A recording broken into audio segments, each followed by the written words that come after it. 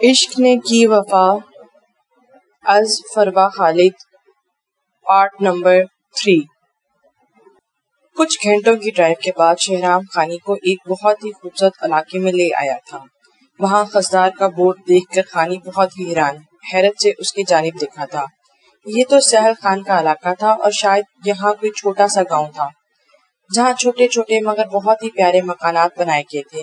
شہرام ان مکانات کے درمیان موجود سڑک سے گزرتے گاڑی کو ایک درختوں سے ڈھکے روڈ کی جانب موڑ گیا تھا جس کے ارد گرد گھنے جنگلات تھے۔ اتنا سبز اور خوبصورت جنگلی درخت دیکھ کر خانی کا موڈ کافی حد تک بحال ہو چکا تھا۔ درختوں کے سنگ لمبی مسافت طے کرتے شہرام کی گاڑی ایک وائٹ کلر کے فارم ہاؤس کے گیٹ پر آ کر رکی تھی۔ گیٹ کھلتے ہی گاڑی سرخ پتھروں کی روڈ سے ہوتی پورچ میں پہلے ہی سے کھڑی گاڑیوں کے پاس آ کے رکی تھی۔ یہ ہم کہاں آئے ہیں؟ کس کا گھر ہے؟ یہ کس قدر خوبصورت اور پرسکون سی جگہ پر بنا ہے؟ گاڑی سے باہر نکلتے خانی ارد گرد کے خوبصورت نظارے دیکھتی شہرام سے مخاطب ہوئی تھی۔ آپ اندر چلیں، سب پتہ چل جائے گا۔ شہرام خانی کی بات پر مسکراتے ہوئے اسے لیے اندر کی جانب بڑھا تھا۔ کیا یہاں کسی کی شادی ہے؟ وہاں ملازمین کو رنگ برنگے تھال اٹھا کر لے جاتے دیکھ کر خانی نے سوالیہ نظروں سے شہرام کی طرف دیکھا۔ جی، ابھی تھوڑی دیر بعد یہاں ایک نکاح ہونے والا ہے، ہم اسی میں شرکت کرنے آئے ہیں۔ شہرام نے بہت ہی پرسکون لہجے میں جواب دیا تھا۔ سائیں خان سائی کا حکم ہے کہ آپ بی بی سائیں کو ریشما کے ساتھ اوپر بھجوا کر اندر ہال میں کمرے میں آ جائیں۔ اس سے پہلے کہ خانی اس سے کوئی سوال کرتی، ایک ملازم شہرام کے قریب آتے بولا، اف میرے خدا، یہاں بھی کوئی خان ہے، لگتا ہے یہ نام کبھی میرا پیچھا نہیں چھوڑے گا۔ خان کے نام پر خانی کا سہل خان پر موجود غصہ اور ناراضگی ایک بار پھر سے اوٹ آئی تھی، مگر شہرام کی تنگی پر وہ برا سا منہ بناتے پاس کھڑی ملازمہ کے ساتھ اوپر کی جانب بڑھ گئی۔ خانی نے ملازمہ کی میت میں ایک کمرے میں قدم رکھا جہاں ایک بہت پیاری سی لڑکی بلوچی لباس میں ملبوس ملازمہ کی کسی بات پر شرماتی مسکرا رہی تھی۔ خانی کے اندر داخل ہونے پر وہ اس کی جانب متوجہ ہوتے اپنی جگہ سے اٹھی تھی۔ ادھی آئیں، پلیز تشریف رکھیں۔ ملازمہ کے بتانے پر کہ وہ شہرام بلوچ کے ساتھ آئی ہے، وہ لڑکی آنکھوں میں چمک لیے خانی سے ملتے اس کے صوفے کی جانب بڑھی تھی۔ میں شہرام بلوچ کی کزن ہوں، خانی اسد بلوچ۔ کیا آپ کا نکاح ہے آج؟ خانی اپنا تعارف کرواتے سامنے بیٹھی لڑکی کی تیاری دیکھ کر بولی تھی، جو لال رنگ کا جوڑا پہنے ہلکے پھلکے میک اپ میں، ہاتھوں میں گجرا اور ماتھا پٹی کے ساتھ بظاہر مسکراتی مگر اداس آنکھوں والی لڑکی خانی کو بہت پسند آئی تھی۔ جی، میرا نکاح ہے۔ اس لڑکی کے جواب پر خانی کو کافی حیرت ہوئی تھی کیونکہ اس کے پاس 3-4 ملازمین کے علاوہ کوئی اور رشتہ دار خاتون موجود نہیں تھی۔ خانی نے اس بات پر سوال کرنا چاہا مگر ملازمہ اس لڑکی کو بلائے جانے والے نام خانی کو اپنی جگہ سے اچھلنے پر مجبور کر دیا تھا۔ یہ ملازمہ نے ابھی کیا کہا؟ کس نام سے آپ کو مخاطب کیا ہے؟ خانی کو لگا شاید اسے سننے میں غلطی ہوئی ہے، اس لیے اس نے تصدیق چاہی تھی۔ نگار نام ہے میرا، یہی کہہ کر مخاطب کیا ہے ریشما نے مجھے۔ نگار نے جیسے خانی کی کیفیت سمجھتے نرمی سے جواب دیا تھا۔ پورا نام کیا ہے تمہارا؟ خانی جیسے ابھی بھی بے یقین تھی۔ نگار موسیٰ خان، سردار سیاحل موسیٰ خان کی بہن نگار۔ خانی کو لگا تھا اسے اپنا نام نہیں بتایا بلکہ خانی کے سر پر ایک بہت بڑا بم پھوڑا تھا۔ وٹ، تو اس کا مطلب آپ کو وہ سزا دینا اور پال کوٹری میں مروانے والی بات جھوٹ تھی؟ خانی ششدر سی نگاہ کی شکل دیکھ رہی تھی، آدھا سچ اور آدھا جھوٹ۔ مجھے ادا سائی نے سزا تو سنائی مگر اس کو عملی جامہ نہیں بنایا۔ ان کے نزدیک میں قصوروار تو بہت تھی، میں نے ان کی عزت، اعتبار اور بھروسے کا چکنا چور کیا تھا مگر اتنی بڑی قصوروار بھی نہیں کہ مجھے اس پر موت کے گھاٹ اتار دیا جائے۔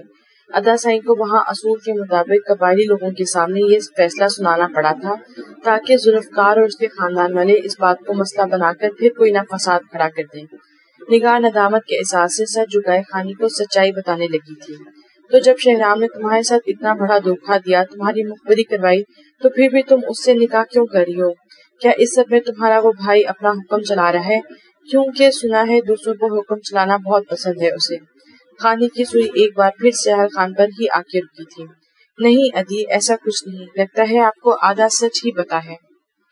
دونوں خاندانوں کی دشمنی تو ہمیشہ عروج پہ تھی مگر دونوں خاندان اسی بات سے بے خبر تھے کہ اس دشمنی کے اندر ایک بہت گہری دوستی کی بنیاد رکھ دی گئی ہے، اور وہ دوستی تھی سیاحل اور شہرام بلوچ کے درمیان۔ دونوں ایک ہی یونیورسٹی سے تعلیم حاصل کی جہاں اکثر ان کی ملاقات ہوئی مگر دشمنی کی وجہ سے دلوں میں موجود نفرت نے انہیں ایک دوسرے کے قریب نہیں جانے دیا۔ ادا سائیں شہر میں گارڈز اپنے ساتھ کم ہی رکھتے تھے۔ جب ایک دن ادا سائیں کا بہت برا ایکسیڈنٹ ہوا اور اس ٹائم روڈ پر پہلے پہنچنے والی گاڑی شہرام بلوچ کی تھی۔ ادا سائیں کو زخمی دیکھ کر شہرام انہیں مزید نقصان پہنچا سکتا تھا یا وہیں مرنے کے لیے چھوڑ کر جا سکتا تھا، مگر اس نے ایسا کچھ نہیں کیا، بلکہ اس نے ادا سائیں کو اپنی گاڑی میں ڈال کر فوری طور پر ہاسپٹل پہنچایا۔ ادا سائیں کے لیے اس بات پر یقین کرنا بہت مشکل تھا کہ ذوالفقار بلوچ کا پوتا یہ سب کر سکتا ہے۔ جب اس کا باپ دادا سیال خان کے خون کے پیاسے تھے تو شہرام نے موقع ملتے ہی ایسا کیوں نہیں کیا؟ ادا سائیں اس وقت یہ بات سمجھنے سے قاصر تھے۔ یہ بھی ان کی کوئی چال تھی یا ان کی معلومات کے مطابق شہرام بلوچ واقعی ہی ایسا تھا؟ لیکن بہت جلد شہرام سے بات کر کے ادا سائیں کی یہ کنفیوژن دور ہو چکی تھی۔ ادا سائیں ایک ہی نظر میں انسان کو جانچنے کی صلاحیت رکھتے ہیں۔ انہیں شہرام سے مل کر سمجھ آ گئی تھی کہ اس نے یہ سب خلوص نیت سے کیا ہے، اور اس دن سے دونوں کے درمیان دوستی کا رشتہ شروع ہوا تھا، جسے اب 6 سال ہو چکے ہیں، اور اتنی دشمنیوں اور جھگڑوں کے باوجود اس دوستی کی مضبوط چٹان کا کوئی نہیں ہلا پایا، اور ان پہ دربے کھلتے رازوں نے خانی کو گھما کے رکھ دیا تھا۔ اگر شہرام بلوچ سیال خان کا دوست ہے تو وہ اس دن سزا دینا، وہ کال کوٹری کا اتنا بڑا ڈرامہ کرنے کی کیا ضرورت تھی؟ شہرام بلوچ کا دکھی ہونا، رونا، وہ سب کیا تھا؟ اور جو آپ کی کزن سمن نے مجھے بتایا وہ سب جھوٹ تھا؟ بنا مزید کچھ بھی گھمائے پھرائے مجھے جلدی سے ساری سچائی بتاؤ، ورنہ ان 2 فضول انسانوں کے ساتھ ساتھ میں نے تمہیں بھی نہیں چھوڑنا۔ میرے دماغ کا جتنا فلودہ تم لوگوں نے بنانا تھا وہ بنا چکے ہو، اب مزید نہیں، ورنہ میں نے ان کی دوستی کی پول سب کے سامنے کھول دینی ہے۔ میں ایسے ہی بیوقوفوں کی طرح اس غم میں روتی رہی کہ ایک بیچاری بے قصور لڑکی کو موت کے گھاٹ اتار دیا گیا، جبکہ وہ لڑکی مزے سے یہاں بیٹھ کر اپنی شادی انجوائے کر رہی ہے۔ خانی غصے سے پاگل ہوتی، شہرام بلوچ اور سیال کے ساتھ نگار کو بھی لپیٹی چبا چبا کر بولی تھی۔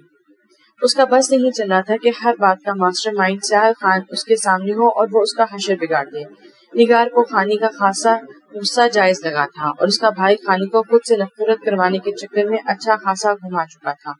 سمن نے بھی کچھ جھوٹ نہیں بولا، لیکن اسے صرف آدھا سچ پتا تھا، اس نے وہی آپ کو بتایا۔ ادا سائیں نے سب سے مخالفت موڑ لے کے میرے شوق کو دیکھتے مجھے پڑھنے کی اجازت دی۔ وہ ہر بار میرے امتحان کے دنوں میرے ساتھ جاتے۔ 1-2 بار ادا سائیں کو میں نے فون پر شہرام بلوچ سے بہت دوستانہ انداز میں بات کرتے سنا۔ مجھے بہت زیادہ حیرت ہوئی، مگر ادا سائیں سے کچھ اس طرح کی بے تکلفی نہیں تھی۔ ایسے سوالات پوچھ سکتی، مگر اتنا سمجھ گئی کہ دونوں ایک دوسرے کے ساتھ اچھے تعلقات ہیں۔ ایک دن کسی بہت ضروری کام کی وجہ سے مجھے گارڈز کے ساتھ جانا پڑا۔ اس دن میری ملاقات شہرام بلوچ سے ہوئی۔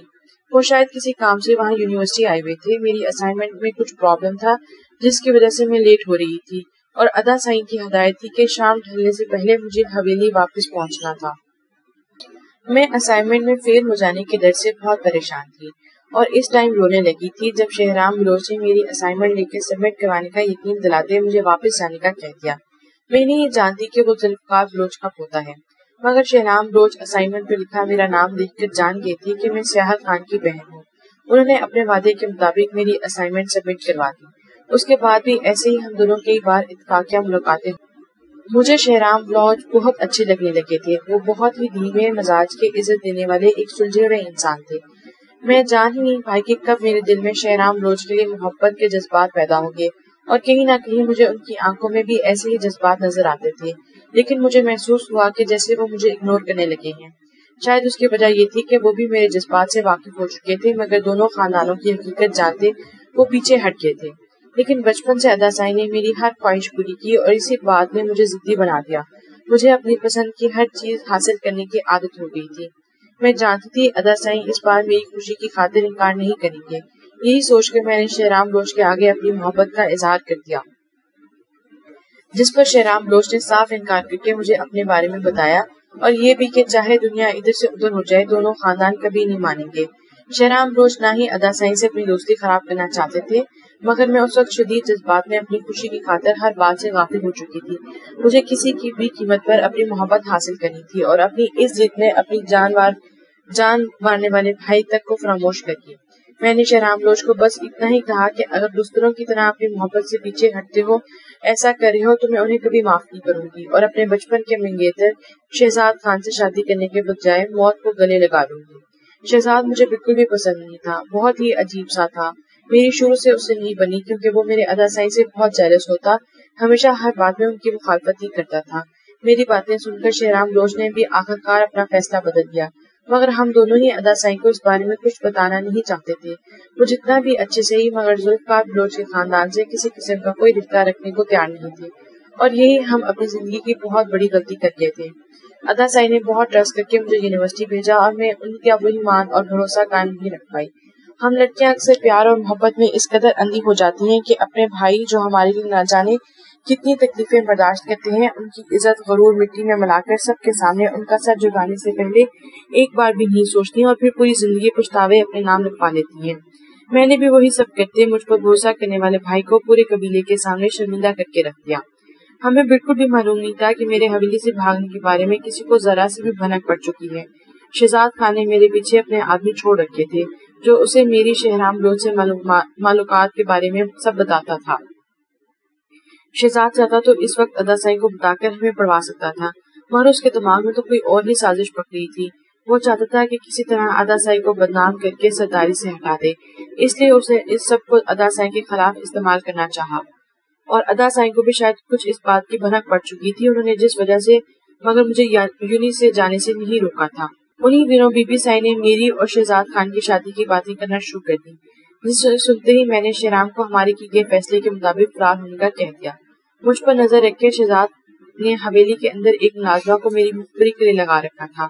اسے جیسے ہی میرے فیصلے کی ذرا سی بھنک پڑی، اسی دن اس نے خود کو سامنے نہ کرتے ارباز بلوچ تک یہ خبر پہنچا دی اور حویلی سے فرار ہوتے مجھے پکڑوا دیا گیا۔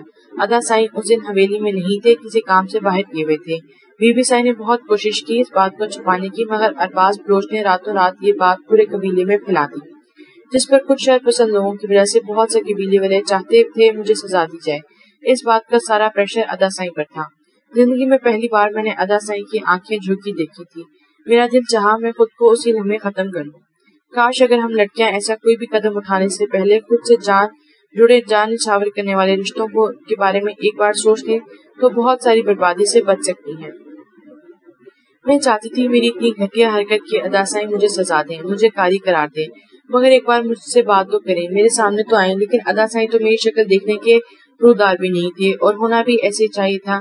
میں نے ان کا خود پر مان کیا بھروسہ توڑ دیا تھا۔ ادا سائی سب کے سامنے مجھے اتنی بڑی سزا سنا دی، مگر وہ ایسا نہیں کر پائے۔ انہوں نے یہ صرف ارباز کے فساد پھیلانے کے لیے آگے لگائے آدمیوں کا منہ بند کرنے کے لیے کیا۔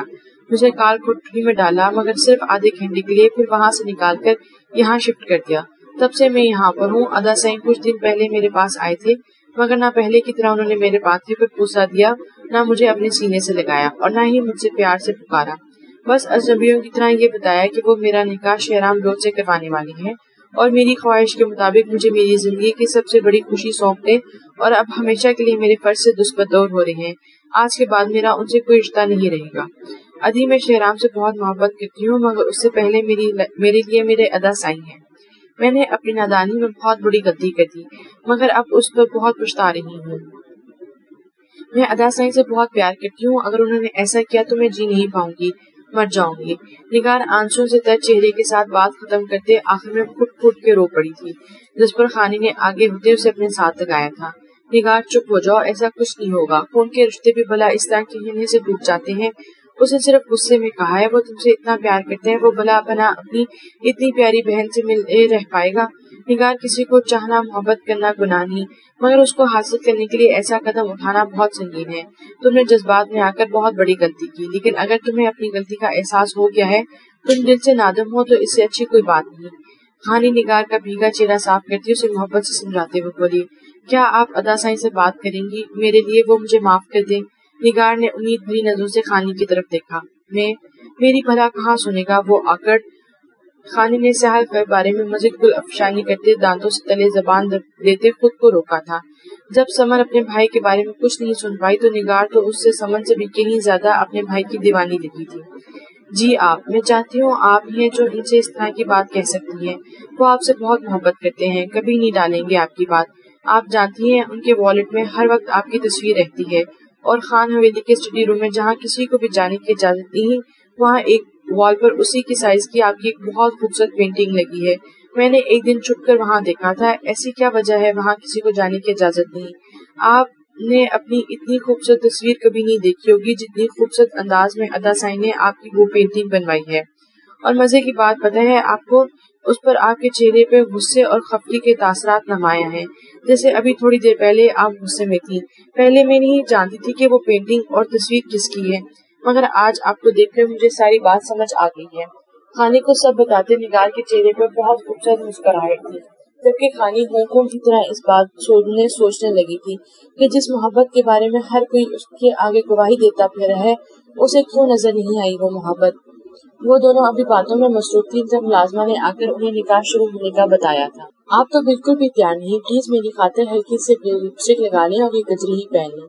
نگار کے بہت اصرار کرنے پر خانی نے نہ چاہتے ہوئے بھی اس کا دل رکھنے کے لیے ہلکی ریڈ لپسٹک لگا کر دونوں کلائیوں میں گجرے سجا لیے تھے۔ نگار کو خانی اتنی میں بھی بہت پیاری لگ رہی تھی، وہ سیاحل کی وجہ سے اس کے لیے بہت اسپیشل تھی۔ خانی نے نگار کو گھونگھٹ گراتے اپنے شفون کے دوپٹے کو سر پر ٹھیک کرتے بلیک چادر کو اپنے گرد مزید اچھے سے لپیٹ لیا تھا۔ جب تھوڑی دیر بعد مولوی صاحب کے ساتھ سیاحل، موسیٰ خان اور ان کے پھپھو زاد فیصل نے اندر قدم رکھا تھا، اسی لمحے خانی کی نظریں سیاحل کی جانب اٹھی تھی، جو پہلے ہی سے اس کی جانب دیکھ رہا تھا۔ وائٹ کلف لگے قمیص شلوار کے اوپر بلیک کوٹ پہنے وہ ہمیشہ کی طرح وجاہت کا شاہکار لگ رہا تھا، مگر ہمیشہ کی طرح چہرہ ویسے ہی سپاٹ اور سر تاثرات لیے ہوئے تھا۔ نظروں کے تصادم، ایک طرف غصہ، بدگمانی اور شکوے تھے تو دوسری طرف بہت کچھ کہتا ایک انوکھا سا احساس تھا۔ خانی نے گھبرا کر جلدی سے نظریں پھیر لی تھی، اسے لگا تھا کہ اگر وہ مزید اس کی آنکھوں میں دیکھتی رہی تو شاید باقی ہر چیز سے غافل ہو جائے گی۔ اس کی سیاہ گہری آنکھوں کے مقابل کو اپنے اسیر بنانے کی طاقت رکھتی تھی۔ خانی نگار کی ایک طرف بیٹھی تھی جبکہ سیاحل نگار کی دوسری جانب جا بیٹھا تھا، جس پر نگار کے گرد پھیلایا بازو خانی نے سیاحل خان سے ٹچ ہونے کے ڈر سے نامحسوس انداز میں پیچھے کر لیا تھا، مگر آج بھی یہ حرکت سیاحل خان سے مخفی نہیں رہ پائی تھی۔ نکاح ہو جانے کے بعد مولوی جی اور فیصل خان کے ساتھ سیاحل بھی نگار کے سر پر اجنبیوں کی طرح ہاتھ رکھتے باہر نکل گیا تھا، جس کے بعد نگار کے آنسو رکنے کا نام نہیں لے رہے تھے۔ دیکھا آپ نے ادا سائیں کس طرح اجنبیوں کی طرح میرے ساتھ پر ہاتھ رکھ کر چلے گئے ہیں، انہوں نے جو کہا ویسے ہی کیا۔ بات کرتے نگار کے آنسوں میں روانی آئی تھی۔ اچھا پلیز اتنا رو رو کے تم اپنی طبیعت خراب کر لو گی، کچھ میرے بھائی کا بھی خیال کرو اور پریشان مت ہو، میں تمہارے اس الٹی کھوپڑی والے بھائی سے بات کرنے کی کوشش کرتی ہوں۔ خانی اسے مسکرا کر شہرام کے حوالے سے چھیڑنے کے ساتھ ساتھ تسلی دیتے باہر نکل آئی تھی۔ لمبی سے راہداری عبور کرتے اس کے کان میں شہرام کی آواز پڑی تھی، جس کا تعاقب کرتے وہ ایک روم کی جانب مڑی تھی۔ اس کی نظر اندر کھڑے فون پر بات کرتے شہرام گوش پہ پڑی تھی۔ تم مجھے سیدھی طرح نہیں بتا سکتے تھے کہ یہاں لا رہے ہو، اتنا ڈرامہ کرنے کی کیا ضرورت تھی؟ خانی کے ناک کر کے اندر آنے پر شہرام فون بند کرتا مسکراتے ہوئے اس کی جانب متوجہ ہوا تھا۔ اچھا جی میں نے ڈرامہ کیا ہے جسے اپنی صفائی کے لیے کچھ بولنے کا موقع بھی نہیں دیا گیا، ویسے ابھی تو آثار اچھے لگ رہے ہیں، لگتا ہے میں بے قصور ثابت ہو گیا ہوں۔ ظالم بہن نکاح کی مبارکباد ہی دے دو، شہرام نے اس کا اچھا موڈ دیکھ کر کہا۔ او آئی ایم سوری، بہت مبارک ہو، اللہ تم دونوں کی جوڑی سلامت رکھے اور دنیا کی پوری نظروں اور شر سے دور رکھے، آمین۔ خانی خوشی کا اظہار کرتے خلوص نیت سے دعا دیتے بولی، اسے ان دونوں کے نکاح کی دل سے خوشی ہوئی تھی۔ ویسے ایک بات مجھے ابھی سمجھ نہیں آئی، سیاحل خان جب اپنی بہن سے اس قدر سخت ناراض ہے تو تمہیں کیسے معاف کر دیا؟ تم بھی تو اتنے ہی قصوروار ہو، تم نے بھی تو اسی طرح اعتبار توڑا ہے اس کا۔ خانی اپنی آخری الجھن بیان کرتے بولی، اتنی آسانی سے کہا، بہت پاپڑ بیلنے پڑے اور پوری طرح سے معاف کیا، ناراضگی ابھی تک برقرار ہے۔ سیاحل ہم دونوں سے ناراض ہے، ہماری محبت سے بالکل بھی نہیں، محبت کرنے والے محبت میں جدائی کا درد جانتے ہیں۔ اوپر سے چٹانوں جیسا سخت دکھنے والا سیاحل شاید اپنے اندر محبت برا دل رکھتا ہے، اس لیے تو اتنے آرام سے نکاح کروا دیا۔ ہم دونوں ہی اپنی بے وقوفی پر بہت پچھتا رہے ہیں، اگر پہلے ہی سیاحل کو بتا دیا ہوتا تو یہ سب نہ ہوتا۔ میں نے نگار کو اس سزا سے بچانے کی بہت کوشش کی، اپنے گھر والوں سے لڑا، سیاحل سے ملنے کی خاطر کئی بار اس کی حویلی گیا، مگر مجھے اندر نہیں جانے دیا گیا۔ جس دن نگار کو سزا دی گئی اس دن میں سیاحل کے آگے بہت رویا تھا، اس دن مجھے لگا تھا وہ دنیا کا سب سے ظالم انسان ہے، اسی لیے اس دن آپ کے پوچھنے پر میں نے غصے میں سیاحل کی سنگ دلی پر بہت کچھ بول دیا، جبکہ ایسا کچھ نہیں۔ سیاحل غصے والا اور اصول پسند انسان ہے، مگر سنگ دل اور ظالم بالکل نہیں۔ مجھے سیاحل نے ایک ہفتے بعد اصل حقیقت سے آگاہ کیا۔ شہرام کو آج بھی اسی دن کی ہی باتیں یاد کرتے ندامت ہوئی تھی، اس نے غصے اور غلط فہمی میں سیاحل کے بارے میں بہت برا کہلایا تھا۔ شہرام کی بات سن کر خانی کو بھی ایک پل کے لیے بہت برا لگا، وہ بھی اس نے کی उस बहन का कातिल बोल बोल कर कितनी बातें सुना चुकी थी, मगर फिर आगे से सिहाल का रवैया याद आते वो लापरवाही से सर झटकती थी। अच्छा, अब इतना भी गलत नहीं बोला था तुमने, वो शख्स इतना भी दूध का दूल्हा नहीं। कुछ जानती हूँ मैं उसके बारे में, वैसे कहाँ है वो सरदार साहब, मुझे बात करनी है। खानी ज्यादा देर सिहाल की तारीफ हजम नहीं कर पाई थी, इसलिए शहराम को फौरन टोक दिया था, मगर अपने ही ध्यान में वो इस बात से बेखबर थी कि सिहाल कमरे में दाखिल होता उसके पीछे कुछ फासले पर आ खड़ा हुआ था। आप क्या जानती हैं, उसका तो पता नहीं मुझे, मगर मैं इतना जानता हूँ कि आगा जान वाकई आप दोनों के निकाह का फैसला करके अपनी अच्छी खासी दुश्मनी निभा गए हैं सिहाल खान से। शहराम आंखों में शरारत किए मानी खेजी से बोला था। क्या मतलब? खानी ने उसकी बात पर नासमझी से उसे घूरा। भाई, आप जैसी शेरनी को झीलना भला किसी टॉर्चर से कम है क्या? शहराम की बात पर सिहाल खान के चेहरे पर भी हल्की सी मुस्कुराहट दौड़ गई थी। वैसे जिसको आप ढूंढ रही थी वो आपके पीछे खड़ा है, उन्हीं को बताइएगा क्या जानती हैं आप उनके बारे में। शहराम अपनी जानिब खूंखार नजरों से घूरती खानी को अपनी जगह से उछलने पर मजबूर करता वहां से निकल गया था, जबकि पलटकर अपने पीछे खड़े सिहाल को देखकर खानी का रंग अच्छा खासा उड़ चुका था। उसे मालूम ही नहीं था कि सिहाल कब यहाँ आया था और अपनी शान में की गई खानी की कौन कौन सी तारीफें सुन चुका था। खानी ने भी शहराम के पीछे निकलना चाहा, मगर उससे पहले ही सिहाल हाथ बढ़ाकर दरवाजा लॉक कर चुका था। खुद को बहुत कंपोज करने के बावजूद खानी का दिल पूरी तरह से धड़क गया था। वो उसे घबरा कर अभी नहीं रही थी। उस वक्त भी वो सिहाल खान से दो बदू मुकाबला करने को तैयार थी, मगर आज उसे सिहाल खान की नजरें बहुत कंफ्यूज कर रही थी। तो क्या जानती है खानी असद रोज मेरे बारे में, जरा मुझे भी तो पता चले। सिहाल खान कदम उठाते खानी के मुकाबले जा खड़ा हुआ। जो कुछ तुमने किया है, ये जो भी करते फिर रहे हो, सब जानती हूँ। तुम सबको अपने इशारों पर नचा सकते हो, मगर मुझे नहीं। खानी ने सिहाल खान के बिल्कुल सामने आने के बावजूद अपनी जगह डटकर खड़े रहते जवाब दिया था। यह सरासर इल्जाम है, मैंने कभी ऐसा कुछ नहीं किया। सिहाल के एकदम मासूम बनकर हर बात से इनकार करने पर खानी तपी थी। बन तो ऐसे रहा है जैसे इस मासूम और बेचारे इंसान इस दुनिया में कोई ना हो। खानी दांत पीसते दिन ही दिन में खोल के रहती थी। अच्छा, तो अन्ना भी को किसने इतना टाइम रोके रखा मुझे सच बताने से? वो पूरी जिंदगी तुम्हारे ऑर्डर ही तो फॉलो करती आई है। मेरी लाइफ में बिना मेरी परमिशन के तुम घुसे रहे।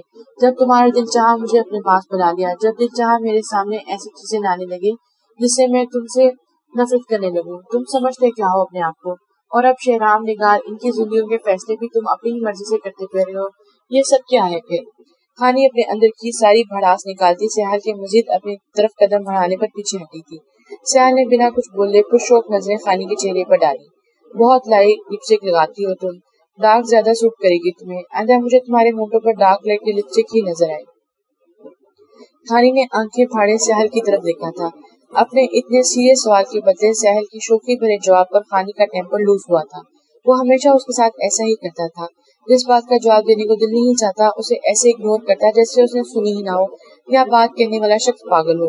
व्हाट नॉनसेंस, मुझे मेरी बात का जवाब चाहिए। सिहाल छोटे कदम उठाता खानी की जानिब बढ़ा, जिसके जवाब में खानी उसके से फासला बरकरार रखने के चक्कर में उल्टे कदमों पीछे जा रही थी। सिहाल की नजरें मुसलसल खानी के चेहरे का तवाफ कर रही थी, जिसे पिछली तमाम मुलाकातों की कसर आज ही पूरी करना चाहता हूँ। तो मैं बता तो चुका हूँ, मुझे किसी के आगे भी अपने किए अमल की जवाबदेही पसंद नहीं। खानी ने कदम मजीद पीछे बढ़ाने चाहे, मगर और जगह न होने की वजह से पीछे मौजूद दीवार से जा टकराई थी। लेकिन सिहाल ने अपने कदमों को अपने ही रोका था। वो खानी के बिल्कुल करीब आ खड़े होते, दोनों हाथ दीवार पर उसके गिर्द रखते खानी के फरार की सारी राहें मजबूत कर दिया था। तो मुझे ऐसे कंफ्यूज नहीं कर सकते और 5 फुट दूर रहो मुझसे। खानी उसके हावी होते अंदाज पर जज्बा सूती चढ़कर बोली थी। खानी को लगा था ये साहिर उसे अपनी शख्सियत की तिलस्माती हसान में फंसलाते शायद कहीं का नहीं छोड़ने वाला। वो चाहने के बावजूद खुद को उसके शहर में जकड़ने से रोक नहीं पाई थी। उसे लगा था उसके कमजोर पड़ने से सिहाल खान अपनी कोशिश में कामयाब हो रहा है। आज उसे सिहाल खान के इरादे पहली तमाम मुलाकातों से काफी खतरनाक लग रहे थे। जिस तरह वारफ फुकरी से देखते हुए उसके करीब खड़ा था, खानी अपनी धड़क करते दिल पर बेकाबू पाने में नाकाम हो रही थी। खानी उसके सामने बिल्कुल कमजोर नहीं पड़ना चाहती थी। कितनी नफरत करती हो मुझसे? सिहाल पर भला कहाँ किस बात का असर होना था। उसे आज तक अपनी मर्जी चलाने से कोई रोक पाया था जो खानी रोक पाती? सिहाल ने खानी का चेहरा ठोड़ी से थामते उसकी आंखों में झांकते हर बात की तरह अपना सवाल दोहराया था। पहले दिन सिहाल को इनकी आंखों में हल्की सी नफरत की झलक दिखाई दी थी, پھر غصہ بدگمانی، مگر آج اسے خانی کی آنکھوں میں مصنوعی غصے کے پیچھے کچھ خاص دکھا تھا۔ شاید یہی رنگ چھپانے کے لیے خانی اس کی آنکھوں میں نہیں دیکھ پا رہی تھی۔ سیال کی اس قبت پہ اسے بری طرح سے اثر انداز ہو رہی تھی۔ اس بات کا اندازہ سیال اس کی گلابی چھلکاتے چہرے سے آسانی سے لگا سکتا تھا۔ سیال کے چہرے پر ایک مبہم سی مسکراہٹ بکھر گئی تھی۔ نہیں کرتی میں تم سے نفرت، کتنی بار بتا چکی ہوں تمہیں، تم اتنے برے نہیں ہو جتنا میں نے تمہیں سمجھا، اور جو تم نے میرے سامنے خود کو ثابت کرنا چاہا۔ مجھے نگار والی بات پر بہت غصہ تھا تم پر، لیکن وہ نگار کی ساری باتیں سن کر ختم ہو چکا ہے۔ خانی اس کی آنکھوں میں دیکھتے بلا ارادہ ہی اس کی تعریف کر گئی تھی۔ اسے سمجھ نہیں آ رہا تھا کہ اچانک اسے ہو کیا گیا ہے۔ اتنے قریب کھڑے ہو کے میری تعریف کرنا تمہیں کافی مہنگا بھی پڑ سکتا ہے سردارنی صاحبہ۔ سہل نے زیر لب مسکراتے اسے آگاہ کیا تھا، جبکہ سہل خان کی اس مسکراہٹ پر خانی کو اپنا دل اس کی دلکشی میں ڈوبتا سا محسوس ہوا تھا۔ تم اتنے اکڑو اور الٹے دماغ کے کیوں ہو؟ کیا تم سیدھے طریقے سے کچھ دیر مجھ سے بات نہیں کر سکتے؟ سہل کی گہری نظریں خانی کو خود میں سمجھنے پر مجبور کر رہی تھی۔ وہ اتنی کانفیڈنٹ لڑکی، ہزاروں لوگوں کے سامنے بولنے والی، سہل خان کی عقل ٹھکا لگا دینے والی خانی آج سہل کی خود میں جگرتی نظروں کے آگے اپنے الفاظ بھول رہی تھی۔ اسے لگا تھا یہ بندہ اگر اس طرح کرتا رہا تو وہ کچھ نہ کہہ پائے گی، اور نہ وہ اسے اتنی آسانی سے یہاں سے جانے دے گا۔ اس لیے شاید وہ پہلی بار سہل کے سامنے اپنا لہجہ کافی حد تک نرم کرتی بولی تھی، تاکہ سہل اسے مزید تنگ کرنے سے باز رہے۔ لیکن شاید اس وقت اسے یہ اس کی بہت بڑی غلط فہمی تھی۔ اوکے بولو، مگر سوچ سمجھ کر بولا۔ اگر مجھے 1% بھی لگا کہ خانی اسجد بلوچ کو سیاحل موسیٰ خان سے محبت ہو گئی ہے تو یہ تم پر بہت بھاری پڑ سکتا ہے۔ خانی کی خفگی سے کہنے پر سیاحل نے اسے بولنے کا موقع دے کر جیسے احسان عظیم کرنے کا ساتھ وان بھی کیا تھا۔ ایسا کچھ نہیں ہے، لیکن خدا نہ خواستہ اگر ایسا کچھ ہو بھی جاتا تو کیا کرتا تم؟ سیاحل کی گمبھیر سرگوشی تو کیا کرتے تم؟ سیاحل کے گمبھیر سرگوشی میں دی گئی یہ معنی خیز دمکی خانی کی سانسیں اتھل پتھل کر گئی تھی۔ اپنے دل میں اچانک پنپتے جذبات نے اسے اندر ہی اندر کی خوفزدہ کر دیا تھا۔ تو کوئی دوسرا کیا خانی اسد بلوچ کو خود کو سیاحل موسیٰ خان کا ہونے سے نہیں روک پائے گا۔ اس لیے تو چاہتا ہوں کہ تم نفرت کرو مجھ سے، کیونکہ میری دیوانگی سہنا تمہارے بس کی بات نہیں۔ تم سوچ بھی نہیں سکتی سیاحل موسیٰ خان تمہارے سامنے آنے سے پہلے اپنے جذبات پر ضبط ہوئے پہرے بٹھانے کے لیے کون سے کڑے مراحل طے کر کے آتا ہے تاکہ کسی بھی کمزور لمحے سے بچ سکے۔ سیاحل کے انداز سے خانی کی دھڑکنیں بری طرح منتشر کر رہے تھے۔ وہ شخص ہر بات کے جواب میں کچھ ایسا بول دیتا کہ خانی کی بہت مشکل سے جتائی ہمت جواب دے جاتی۔ تمہارے نزدیک محبت کیا ہے سیاحل خان؟ صرف دوسرے انسان کو چاہنا، اس کی حفاظت کے لیے ہمیشہ تیار رہنا، اس پر ذرا آنچ نہ آنے دینا، مگر اس انسان پر ذرا سا بھی اعتبار، بھروسہ اور یقین نہ کرنا، کیا ان سب کے بجائے تمہاری محبت کی ڈیفینیشن پوری ہوتی ہے؟ مجھے اللہ بی سے لے کر تم سے منسلک ہر انسان سے سننے کو مل رہا ہے کہ سیاحل موسیٰ مجھ سے بہت پیار کرتا ہے، پر اللہ بی کا کہنا ہے کہ تم مجھے دھوکے باز مانتے ہو۔ خانی نے اب بنا کوئی لحاظ رکھتے سیاحل سے وہ بات پوچھ ہی لی تھی جس نے اسے بہت ہرٹ کیا تھا۔ اس بار اس نے اپنا لہجہ بہت نرم رکھا تھا۔ غصے سے پوچھنے پر سیاحل خان نے اسے ویسے ہی سیدھا جواب نہیں دینا تھا۔ تمہارے بال بہت خوبصورت ہیں، میں ابھی انہیں کھلا دیکھنا چاہتا ہوں۔ سیاحل شاید اس وقت خانی کو تنگ کرنے کے فل موڈ میں تھا، اس لیے خانی کے جوڑوں پر اٹکے دوپٹے کو اوپر سے پیچھے اتارتے خانی کو بنا کچھ سمجھنے کا موقع دیے اس کا کیچر بالوں سے نکال چکا تھا، جبکہ خانی ہکا بکا سے اپنی جگہ کھڑی رہ گئی۔ کچھ پل تو اسے سمجھ ہی نہیں آیا کہ سیاحل نے کیا کیا ہے۔ خانی کی سلکی سیاہ بال اس کے گلابی شرم و حیا سے خون چھلکاتے چہرے کے گرد ہالہ سا بناتے سیاحل خان کو مبہوت کر کے تھے۔ کوئی اتنا حسین کیسے ہو سکتا ہے؟ بے اختیار سیاحل کے دل سے اس نے سوال کیا تھا۔ سیاحل کو ہمیشہ کی طرح آج پھر لگا تھا کہ اس لڑکی سے دور رہنا اس کے لیے دن بدن مشکل ہوتا جا رہا ہے، مگر آج جیسے سیاحل خان کا دل اس کے ساتھ بے ایمانی کر رہا تھا، اس لیے بنا خود پر پہرے بیٹھائے سیاحل خان نے جھک کر خانی کا دھمکتا گال چوم لیا تھا۔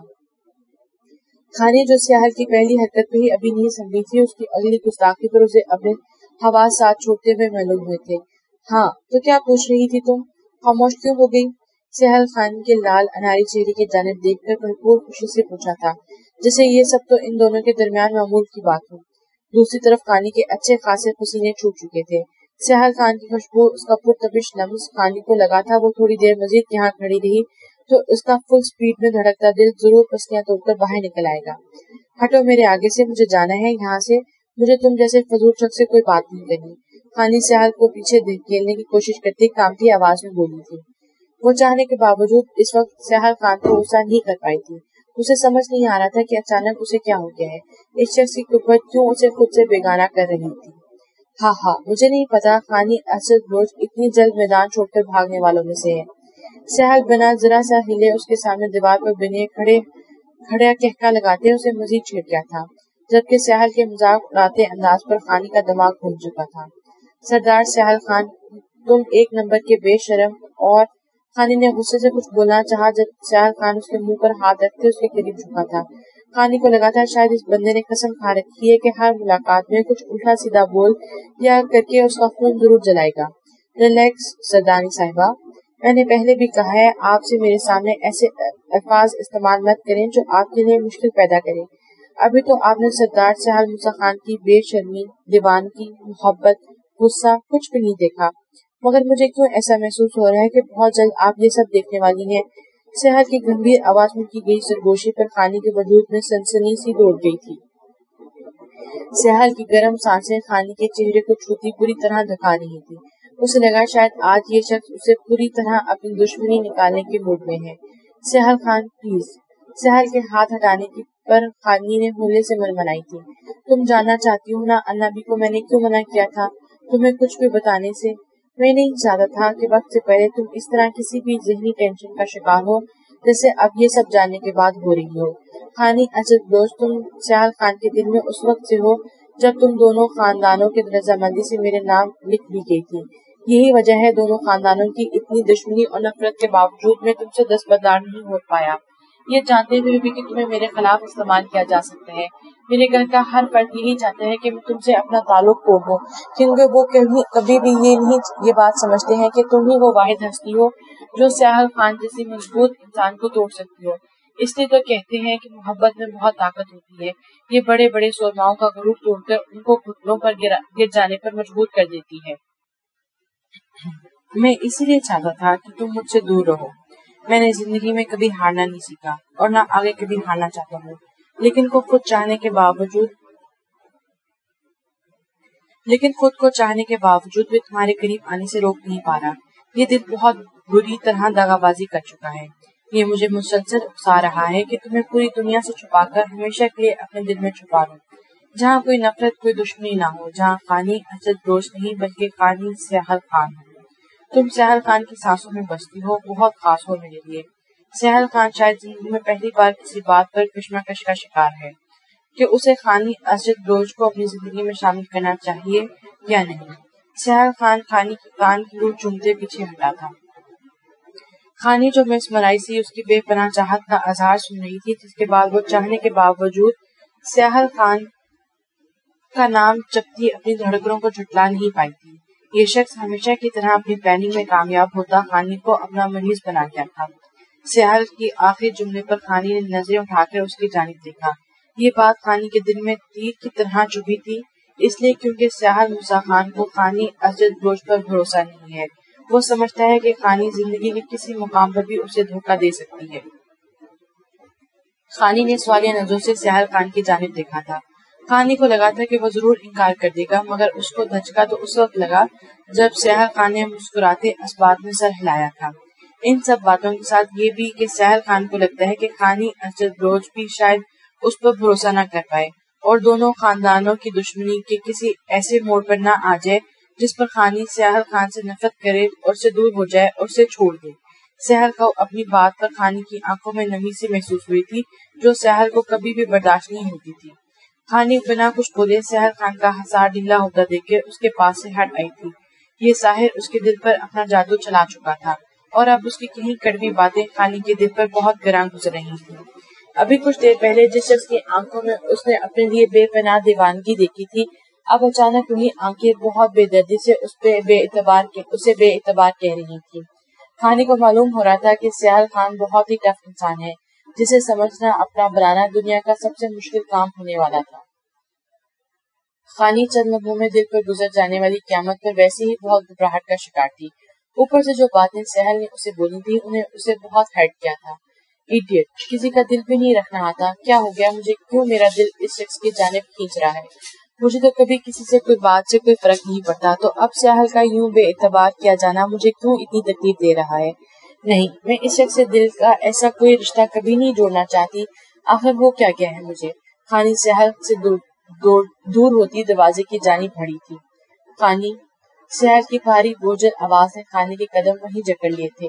وہ ایک قدم بھی آگے نہیں بڑھ پائی تھی۔ سیاحل خان بھلا اپنی خانی کو اس طرح ناراض کیسے بھیج سکتا تھا؟ اس لیے سیاحل خان نے پیچھے سے جا کر خانی کو اپنے بازو میں بھر لیا تھا۔ مجھے تم سے کوئی بات نہیں کرنی سیاحل خان، پلیز مجھے جانے دو۔ خانی اس کے دونوں بازو اپنے گرد سے ہٹانے چاہے تھے، جس کے جواب میں سیاحل نے اس کے ہاتھوں کو بھی قید کر لیا تھا۔ کتنی محبت کرتی ہو مجھ سے؟ کہا تھا نا مجھے محسوس مت ہونے دینا کہ خانی کو سیاحل سے محبت ہو گئی ہے۔ سیاحل نے خانی کے کندھے پر ٹھوڑی ٹکاتے اس کے بالوں کی نرماہٹیں محسوس کرتے پوچھا تھا۔ سیاحل خان کی بڑھتی جسارتوں پر خانی کی جان آدھی ہو چکی تھی۔ اس کو لگ رہا تھا کہ اگر مزید وہ اس طرح اس شخص کے حصار میں اس کے قریب کھڑی رہی تو اس کی سانسیں ضرور تھم جائیں گی۔ نہیں کرتی محبت، بالکل بھی نہیں۔ نفرت کرتی ہوں تم سے، شاید شدید نفرت، اتنا کہ تمہاری شکل بھی نہیں دیکھنا چاہتی۔ دور رہو مجھ سے، نہیں پسند مجھے تمہارا میرے قریب آنا۔ خانی کو اب خود پر بھی شدید غصہ آ رہا تھا۔ وہ اس شخص کی سن دلی کے بارے میں بہت کچھ سننے کے بعد بھی اس کے لیے کیسے کچھ فیل کر سکتی تھی۔ ان گزرے پچھلے چند لمحوں میں خانی پر سیاحل کے دل میں موجود جذبات کا جو جان لیوا ادارک ہوا تھا، خانی اسے ہی ابھی تک سنبھل نہیں پائی تھی، اس لیے اپنے اندر غصہ اور خفگی اس شخص پر نکالنا چاہا تھا جو اس سب کی وجہ تھا۔ کاش کہ سیاحل خان کبھی کسی اور کی پسند کے مطابق چل سکتا، مگر افسوس ایسا نہ کبھی ہوا، نہ ہی آگے ہوگا۔ خانی اصل دوست، تم میری زندگی میں بہت اونچا مقام رکھنے کے باوجود یہ حق نہیں رکھتی کہ مجھے اپنے قریب آنے سے روک سکو۔ اس کے علاوہ جو تم کہو میں اس پر غور کر سکتا ہوں۔ سیاحل خان نے خانی کی کلائیوں میں پہنے گجروں کو چھوتے وارن کیا تھا کہ چاہے خانی اسے دور جانے کی جتنی بھی کوشش کر لے، جب تک وہ خود نہیں چاہے گا ایسا نہیں ہو سکتا۔ تم ہر وقت کیوں دھمکیاں دے کے دوسروں کو اپنی بات منانے پر راضی کرتے رہتے ہو؟ کیا تمہیں بنا دھوم سے میں بات کرنے کی عادت نہیں ہے؟ خانی خود کو اس کی گرفت سے نکالتے چڑے ہوئے بولی تھی۔ تم کیوں ہر وقت مجھ سے لڑنے کو تیار رہتی ہو؟ کبھی پیار سے بھی بات کر لیا کرو سیاحل خان، اتنا برا بھی نہیں ہوں۔ ٹرسٹ۔ سیاحل جواب دینے کے بجائے الٹا اسی سے سوال کر دیا تھا، اور ایک بار پھر بھرپور انداز میں خانی کو خود میں بھیجتے سیاحل خان نے اسے آزاد کر دیا تھا۔ کیونکہ تم سے آرام سے بات کرنے پہ بھی آگے سے دھمکی ہی ملتی ہے۔ سیاحل خان، مجھے اس وقت تم پر اتنا غصہ آ رہا ہے کہ میں بیان بھی نہیں کر سکتی۔ اگر میرے بس میں ہوتا تو تمہارا اس وقت وہ حال کرتی کہ تم ساری زندگی یاد رکھتے۔ تم بہت برے، بے حس اور فضول انسان ہو۔ نہیں کرتی تم مجھ سے محبت، اگر محبت کرتے تو اعتبار بھی ہوتا۔ یہ جھوٹا دکھاوا مت کرو۔ خانی کے ہر انداز سے غصہ، بے چینی اور اضطراب جھلک رہا تھا۔ جو باتیں سیاحل نے انبی کو اسے خود سے دور رکھنے کے لیے کہلوائی تھی، وہ اب خانی کی تکلیف کا باعث بن رہی تھی، جو اسے کسی صورت گوارا نہیں تھا۔ سیاحل خان نے بغور اس کی جانب دیکھا تھا۔ جب تک خانی اس کے پیچھے نہیں ہوئی تھی، اسے اس طرح خانی کا ان باتوں سے ٹارچر ہونا برا لگ رہا تھا۔ سیاحل کبھی بھی کسی بھی قیمت پر خانی کی تکلیف کا باعث نہیں بننا چاہتا تھا۔ وہ جانے انجانے میں کر چکا تھا۔ آج خانی کی نم آنکھیں سیاحل خان کو اچھا خاصا بے چین کرتی تھی۔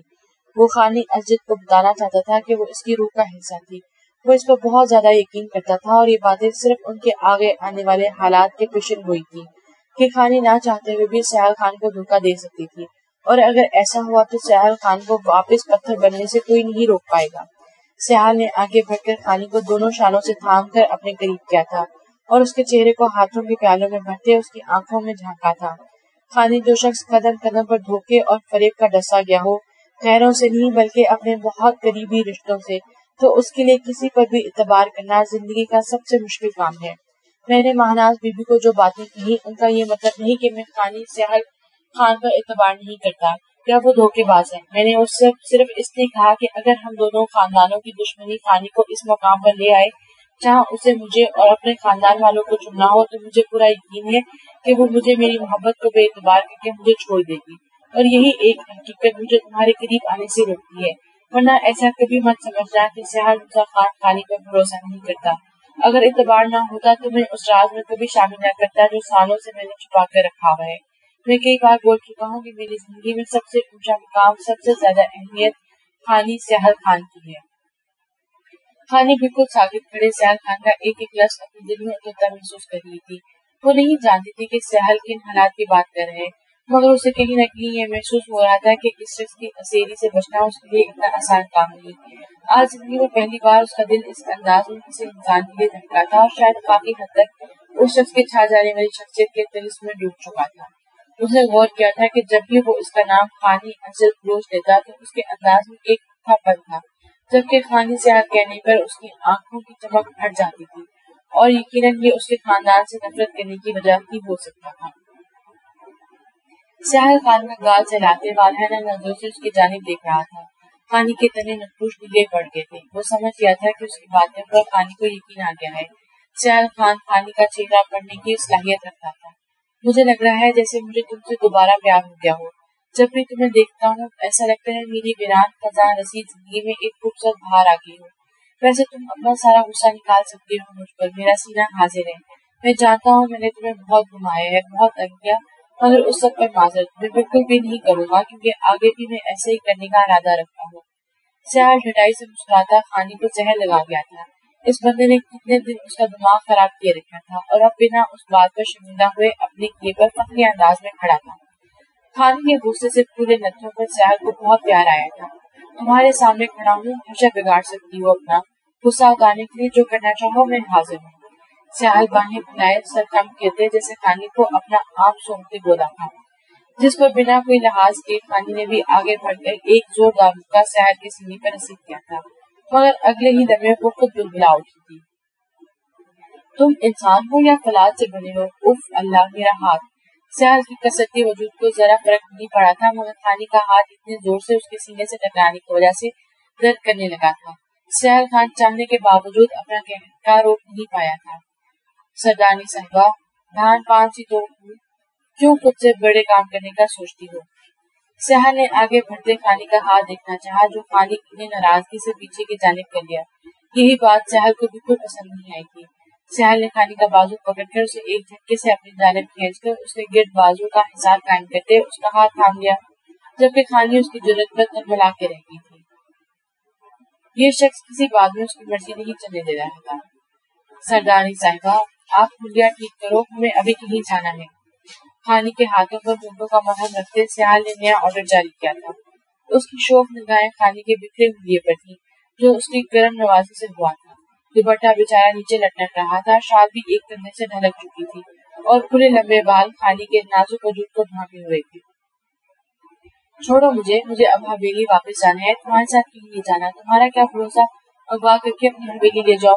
سہل خان کی گہری پرشوق نظریں خانی کو کنفیوز کر رہی تھی۔ اس کے ہزار سے آزاد ہوتے وہ چڑ کر بولی تھی۔ اس میں اب اتنی ہمت نہیں بچی تھی کہ مزید تھوڑی دیر بھی اس شخص کی گہری بولتی نظریں برداشت کرے، جبکہ اس کی بات پر سہل کا زندگی سے بھرپور قہقہ گونجا تھا۔ اغوا کرنا ہوتا تو پہلے اتنا کر چکا ہوتا۔ پھر بھی ویسی اچھا آئیڈیا ہے، کبھی ضرورت پڑنے پر سوچا جا سکتا ہے اس بارے میں بھی۔ اپنی بات کے ایسے جواب پر خانی کا دل چاہا اپنا ماتھا پیٹ لے، جب اچانک سہل کا فون بجنے پر خانی نے اپنی جان بخشی پر سکون کا سانس لیا۔ سہل فون کان سے لگاتا ونڈو کے پاس جا کھڑا ہوا، جب خانی اس کو دوسری طرف متوجہ دیکھ کر ڈریسنگ ٹیبل کے سامنے جا کھڑے ہوتے بال باندھنے لگی تھی، مگر پھر بھی اسے گاہے بگاہے سہل کی نظروں کی تپش خود پر محسوس ہوتی تو اس کے ہاتھ کانپ جاتے۔ چلیں، سہل فون بند کر کے خانی کے پاس آتا اسے بنا بولنے کا موقع دیے ہاتھ تھام کر باہر نکل آیا تھا۔ مجھے کہیں نہیں جانا، چھوڑو مجھے۔ شہرام کو بلاؤ، مجھے جانا ہے اس کے ساتھ واپس۔ خانی مسلسل اسے اپنے ہاتھ چھڑوانے کی کوشش کرتے ساتھ چلی آ رہی تھی، جب ایک دم سہل اپنے قدم روکتے خانی کی جانب ہوا۔ شہرام اور نگار کچھ ٹائم پہلے ہی کراچی کے لیے نکل چکے ہیں، تو فکر مت کرو، اس وقت سب سے زیادہ محفوظ پناہ گاہ میں ہو۔ تمہیں باحفاظت تمہاری حویلی پہنچا دیا جائے گا، مگر اس سے پہلے اپنی زندگی کے کچھ بہت خاص لوگوں سے ملوانا چاہتا ہوں میں اپنی سردانی کو۔ نگار کے ذکر پر خانی کو اس کی ریکویسٹ یاد آئی تھی۔ کیا تم نگار کی غلطی معاف کر سکتے ہو؟ اسے اپنی غلطی کا احساس ہو چکا ہے اور اپنے کیے پر بہت شرمندہ ہے۔ خانی کی بات پر سہل کی آنکھوں میں غصے کی شدید لہر دوڑ گئی تھی۔ ایک بہن نہیں بلکہ بیٹی کی طرح سینے سے لگا کر پالا ہے میں نے اسے، مگر اس نے صرف ایک عمل سے میرے مان بھروسہ یقین دھجیاں اڑا دی۔ معاف تو اسے اسی دن کا ہی کر چکا ہوں جس دن شہرام سے اس کے نکاح کا فیصلہ کیا تھا، مگر اتنی جلدی واپس اسے پہلا والا مقام دینا میرے لیے اتنا آسان نہیں ہوگا۔ خانی کو بات کرنے کے دوران سہل کی آنکھوں میں ایک عجیب سا درد نظر آیا تھا، جسے وہ بہت ہی مہارت سے چھپاتا بھول گیا تھا۔ شاید اب وہ خانی کو اپنے درد بتانے کے قابل نہیں سمجھتا تھا۔ سہل خان بات ختم کر کے اس طرح خانی کا ہاتھ تھامے باہر کی جانب بڑھ گیا۔ ایک منٹ رکو، یہ کیا پلیز مجھے ان پر نہیں چلنا ہے۔ ہال کے دروازے سے باہر رکتے ہی خانی کی ہلکی سی چیخ برآمد ہوئی تھی کیونکہ باہر کی زمین عجیب و غریب قسم کے ناتعداد کیڑوں سے بھری ہوئی تھی۔ وہاں پاؤں رکھنے کی بھی جگہ نہیں تھی۔ شاید یہ یہاں کے ارد گرد جنگلات اور بہت زیادہ گھاس ہونے کی وجہ سے بڑی تعداد میں پائے جاتے تھے۔ مجھے نہیں پتا میری بیوی اتنی ڈرپوک ہے۔ خانی کی ڈری شکل دیکھ کر سہل نے بنا ایک منٹ ضائع کیے خانی کو اپنی باہوں میں اٹھا لیا تھا، جس پر خانی پچکا کے رہتی تھی۔ سہل کو باہوں میں بھرے گاڑی کی جانب بڑھا تھا۔ جو جگہ آتے وقت ملازمین سے بھری ہوئی تھی وہاں اس وقت کوئی بھی موجود نہیں تھا، شاید انہیں پہلے سے یہاں سے ہٹا دیا گیا تھا۔ خانی کو بہت ہی نرمی سے فرنٹ سیٹ پر بٹھاتے سہل خان کو ڈرائیونگ سیٹ پر جا بیٹھا تھا۔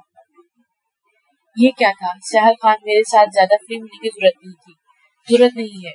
خانی کے دل سے سہل خان کے لیے غصہ ختم ہو چکا تھا، مگر وہ اب اتنی جلدی اس کی بات کا اقرار نہیں کرنا چاہتی تھی۔ اس مغرور شخص نے جتنا تنگ کیا اسے اس بات کا بدلہ بھی تو لینا تھا۔ تم مجھے چیلنج کر رہی ہو؟ گاڑی سٹارٹ کرتا سہل ایک دم خانی کے جانب بڑھا۔ اس کے تاثرات ایسے تھے جیسے اس نے خانی کی بات بہت سیریسلی ہو۔ نہیں، میں پاگل نہیں ہوں، ایسا چیلنج میں نہیں کرتی، جسٹ وارن کر رہی ہوں۔ خانی نامحسوس انداز میں دروازے کے قریب ہوتی اسے گھورتے ہوئے بولی، جسے قسم کھا رکھی تھی کہ اس کی کسی بات کو بھی سیریس لینے کی، جبکہ اس کا یوں خفگی دیکھنا سہل کو بہت مزہ دے گیا تھا۔ ایک تو خود ایسی حرکتیں کرتی ہو، اوپر سے پیار کرنے پر بھی غصہ کرتی ہو۔ خانی کی حرکت پر چوٹ کرتے خود کو کوئی بھی گستاخی کرنے سے باز رکھتے سہل نے گاڑی کا سٹارٹ کر دی تھی، جبکہ خانی اسے ڈرائیونگ کی جانب متوجہ دیکھ کر سکون کا سانس لے کر باہر کی جانب نظارے دیکھنے لگی تھی۔ سہل خانی کو ایک بہت ہی خوبصورت وادی میں لے آیا تھا۔ رات ہو چکی تھی اور وہاں رات کا منظر بہت ہی دل فریب اور رومانوی تھا۔ خانی کے چہرے پر پھیلتی زندگی سے بھرپور مسکراہٹ سہل کو اندر تک سرشار کرتی تھی۔ وہ ویسی ہی نئی نئی جگہ دیکھنے کی دیوانی تھی، اور یہ جگہ تو یہاں اس کا سب سے زیادہ خوبصورت حصہ تھا۔ سڑک کے ایک طرف نہر کا پانی بہ رہا تھا، جس کے کناروں پہ لگی روشنیاں رات کے وقت اس کی دلکشی میں اضافہ کر رہی تھی، جبکہ دوسری طرف خوبصورت پہاڑی سلسلہ ختم ہو کر اب آبادی شروع ہو چکی تھی۔ پہاڑ اور نہر کے درمیان چھوٹے چھوٹے مگر انتہائی خوبصورت مکان موجود تھے۔ واؤ، کتنی خوبصورت اور پرسکون جگہ ہے یہ۔ خانی کب سے خود پر کنٹرول کرتی آخر ایک ایکسائٹمنٹ کے مارے بول ہی پڑی تھی۔ سیاح نے گاڑی سڑک کے کنارے ایک طرف روکی تھی، جہاں کچھ فاصلوں پر مکانوں کے باہر کچھ لوگ شاید ان کے استقبال میں کھڑے تھے۔ گاڑی کے رکتے ہی انہیں سے کچھ نے احتراماً آگے بڑھتے سیاح کی طرف دروازہ کھول دیا تھا، جبکہ سیاح نے نیچے اترنے سے پہلے خانی کی جانب جاتے اس کی سائڈ کا دروازہ کھول کر اسے نیچے اتارا۔ وہاں موجود سب لوگوں کی رشک بھری نظریں خانی پر پڑی۔ خانی کو ساتھ لیے سیاح چہروں پر خوشی اور محبت کے جذبات لیے کھڑے اپنے لوگوں کی طرف بڑھ گیا۔ ماشاءاللہ، آج تو ہمارے غریب خانی کی شان بڑھا دی سردار سائیں آپ نے۔ بہت پیاری جوڑی ہے، اللہ اس جوڑی کو ہمیشہ سلامت رکھے اور ہر قسم کی نظر بد سے بچائے۔ سردار سائیں، سردارنی جی تو ہماری سوچ سے بھی زیادہ پیاری ہیں۔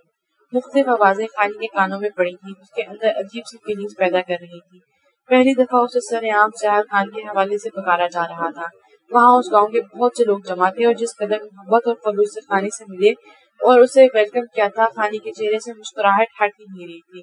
وہاں موجود سب خواتین اسے ایسے ٹریٹ کر رہی تھی جیسے وہ آسمان سے اتری کوئی نازک پری ہو، مگر جو بھی تھا، سردارنی کہنے پر جہاں وہ سیاح خان پر چڑھ جاتی تھی، اس وقت اسے اپنے لیے یہ نام سن کر بہت اچھا لگ رہا تھا۔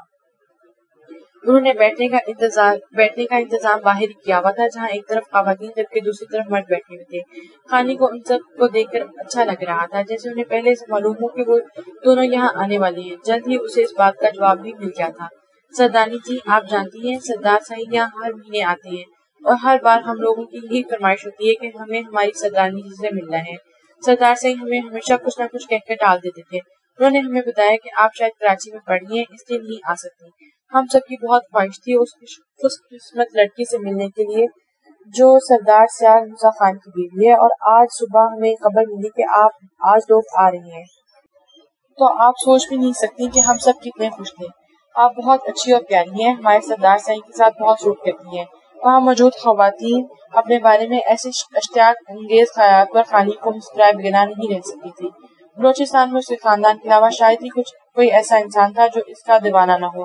لگتا ہے بہت پیارا ہے اس گاؤں والوں کو اپنے سردار سے۔ خانی نے کچھ فاصلے پر بیٹھے سیاح کی طرف دیکھتے ہوئے ان سے سوال کیا۔ وہاں اسپیشل سیاح خان کے لیے انہوں نے صوفہ ارینج کر کے رکھا تھا، مگر سیاح نے ان کے ساتھ بیٹھنے کے بجائے ان سب لوگوں کے ساتھ وہاں پر بچھی چارپائیوں پر بیٹھنے کو ترجیح دی تھی۔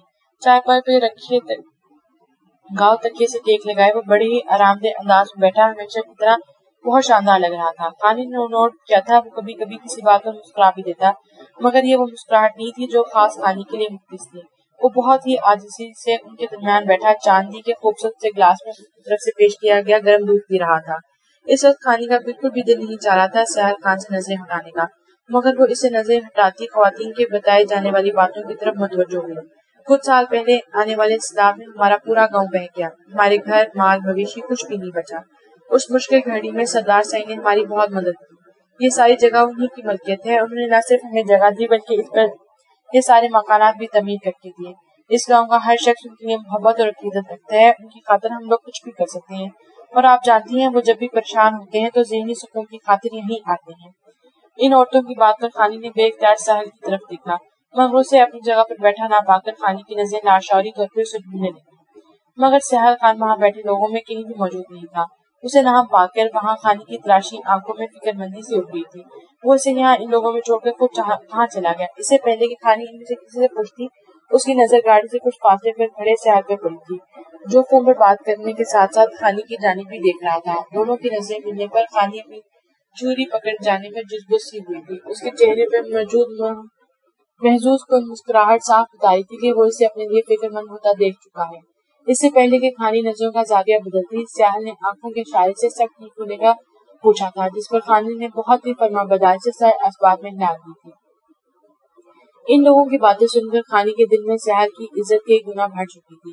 اس نے ساحل کو جیسا انسان سمجھا وہ اس کے بالکل الٹ تھا۔ خانی نہ چاہتے ہوئے بھی ساحل کے بارے میں سوچنے لگی تھی، اور ایسا کرتے نہ جانے کیوں اسے بہت اچھا لگ رہا تھا۔ اس شخص کا ہر روپ ہی مقابل کو اپنے گرویدہ بنا دیتا تھا، چاہے وہ اگنور کرتا ہو، غصہ بھرا جلالی انداز ہو، یا کچھ دھماکہ بانڈ کرتا لہجہ ہو، یا پھر شوخی سے چھیڑتا، مذاق اڑاتا، محبت جتاتا اور کیئر سے بھرپور اپنا بناتا سب سے منفرد اور پیارا روپ۔ ساحل ہر وقت مقابل کو اپنے آگے چاروں شانے چپ کرانے کو تیار رہتا تھا، اور ہر بار خود کو اس کے وار سے بچانے کے لیے خانی اس بار کافی بدلے بدلے لگ رہے تھے، اور جنہیں خانی جان کر بھی انجان بننے والی کوشش کرتی تھی وہ انہی کیفیات میں گر چکی تھی۔ مگر زیر کے نگاہ رکھنے والی ساحل خان سے یہ سب بالکل پوشیدہ نہیں رہ سکا تھا۔ وہ خانی کو اس بارے میں کچھ بھی نہیں بولنا چاہتا تھا۔ بہت اچھا وقت گزرا، وہ دونوں اس حسین وادی سے لوٹ آئے تھے۔ آتے وقت وہاں کی عورتوں نے خانی سے دوبارہ آنے کا بھی وعدہ لیا تھا۔ خانی کو سیاحل خضدار کی بیرونی حدود تک خود چھوڑنے گیا تھا، جس سے آگے اس حویلی کے ایک ڈرائیور کے بھیس میں مضبوط سیاحل کے آدمی نے حویلی تک لے کے جانا تھا۔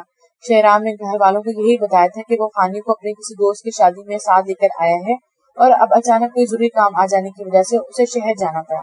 اس لیے حویلی سے شہرام کے بلائے گئے ڈرائیور کو، جو کہ حقیقت میں سیاحل کا آدمی تھا، خانی کو حویلی تک لے کر جانا تھا۔ اس کے ساتھ سیکورٹی گارڈز بھی موجود تھے۔ خانی کو گاڑی میں بٹھانے سے پہلے سیاحل کے دل کو اچانک کیا ہوا تھا، خانی کو اپنے سینے میں بھیجتے اسے اپنی ذات کا احساس بخش دیا تھا۔ اپنا خیال رکھنا، تم اس حویلی میں بالکل سیف ہو، میرے بہت سے لوگ ہر وقت تمہارے آس پاس موجود ہیں، لیکن پھر بھی اگر کوئی مسئلہ ہو تو میرے اس نمبر پر کانٹیکٹ کرنا، یہ تمہارے لیے ہمیشہ آن رہے گا۔ میری ایک بات یاد رکھنا، اس حویلی میں اللہ بھی کے علاوہ کسی پر بھی بھروسہ مت کرنا، تم میرے لیے بہت قیمتی ہو، اگر تم پر آنچ بھی آئی تو میں اس حویلی کو آگ لگا دوں گا۔ خانی کی خوشبو اپنی سانسوں میں اتارتے ساحل خان کا ایک ایک لفظ اس کی دیوانگی کی گواہی دے رہا تھا۔ خانی کتنے لمحے تو ساحل کی مضبوط پناہ گاہ میں ہل بھی نہیں پائی تھی۔ ساحل کی پرشدت زندگی سے بھرپور لمس خانی کو کسی اور ہی دنیا میں پہنچا گئی تھی۔ تھینکس، مجھے نہ پا کر میرے لیے فکر مند ہو کر مجھے اپنے آس پاس تلاشنے کے لیے، وہ لمحہ میرے لیے بہت خاص تھا۔ خانی کے ماتھے پر بوسہ دیتے ساحل نے اس کے لیے گاڑی کا دروازہ کھولتے واپس پلٹ گیا تھا، جبکہ بے جان قدموں سے گاڑی میں بیٹھی خانی کو لگا جیسے وہ جاتے جاتے وہ شخص اس کا دل بھی اپنے ساتھ لے گیا۔ انا بی کہاں ہیں آپ؟ خانی انا بی کو ڈھونڈتی ان کے کمرے میں داخل ہوئی، مگر وہاں کا منظر اسے شاک کرنے کے لیے کافی تھا۔ وہاں ایک لڑکی چادر میں خود کو چھپائے گھٹنوں میں سر دیے فرش پہ بیٹھی بری طرح سسک رہی تھی۔ انا بی، یہ کون ہے اور اس طرح بری طرح کیوں رو رہی ہے؟ خانی اس لڑکی کی جانب فکر مندی سے دیکھتی انا بی سے مخاطب ہوئی، یہ بیچاری ذوالفقار سائیں کے بھتیجے کے خون بہا میں آئی ہے، ابھی تھوڑی دیر بعد ارباز سائیں سے نکاح ہے اس کا۔ انا بی نے جیسے خانی کے سر پہ بم پھوڑا تھا۔ وٹ، یہ کیا کہہ رہی ہیں آپ؟ ایسا کیسے ہو سکتا ہے؟ ارباز کی تو پہلے سے شادی ہو چکی ہے۔ خانی کی ہمدردی بھری نظر اس گرمی رنگت مگر بے حد پرکشش نقوش والی لڑکی پہ تھی۔ اسے کون سا وہ درجہ دیا جائے گا؟ انا بھی جیسے دکھ کی انتہا پر تھی، مگر ارباز ہی کیوں، باقی کسی سے کیوں نہیں؟ خانی اس لڑکی کی خاطر کچھ کرنا چاہتی تھی جب اس کے دل میں اچانک ایک بلب روشن ہوا تھا۔ یہاں کچھ دن رہ کے وہ اتنا سمجھ گئی تھی کہ ارباز کے علاوہ وہ اس کے باقی کزنز بھی کس حد تک شہرام اور میران کے نیچے کے تھے۔ اگر اس لڑکی کا نکاح ان میں سے کسی سے ہو جاتا تو یہ بہت تک ظلم سہنے سے بچ سکتی تھی۔ کوئی اور اس میں دلچسپی نہیں رکھتا۔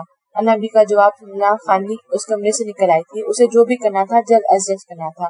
اس کا رخ میران کے کمرے کی جانب تھا۔ ابھی تھوڑی دیر پہلے ہی ملازموں سے پتا چلا تھا کہ میران واپس آ چکے ہیں، مگر وہ ناراضگی کی وجہ سے اسے ملنے نہیں گئی تھی۔ لیکن اس وقت ساری ناراضگی بھلائے وہ میران سے ملا کر اسے راضی کرنا چاہتی تھی کہ وہ اس لڑکی کو اس ظلم سے بچا کر اپنے نکاح میں لے لے۔ بھائی، مجھے آپ سے بہت ضروری بات کرنی ہے۔ خانی نے ناک کر کے میران کے کمرے میں داخل ہوتے بنا اس کا حال پوچھے آنے کی وجہ بیان کی تھی۔ لگتا ہے میری گڑیا بہت سخت ناراض ہے اپنے بھائی سے۔ میران صوفے سے اٹھ کر خانی کے قریب آتے محبت سے بولا۔ جی بہت سخت ناراض ہوں، مگر اس بارے میں ابھی بات نہیں کرنا چاہتی۔ ابھی مجھے آپ سے ایک اور فیور چاہیے۔ خانی پچھلی بات چھیڑ کر ٹائم ضائع نہیں کرنا چاہتی تھی، اس لیے مدعے پر آئی۔ میری گڑیا کو مجھ سے کچھ بھی مانگنے کی ضرورت نہیں، تمہاری ہر خواہش ہر فرمائش پوری کرنے کو تیار ہوں۔ میران صرف اپنی لاڈلی بہن کی ناراضگی دور کرنا چاہتا تھا۔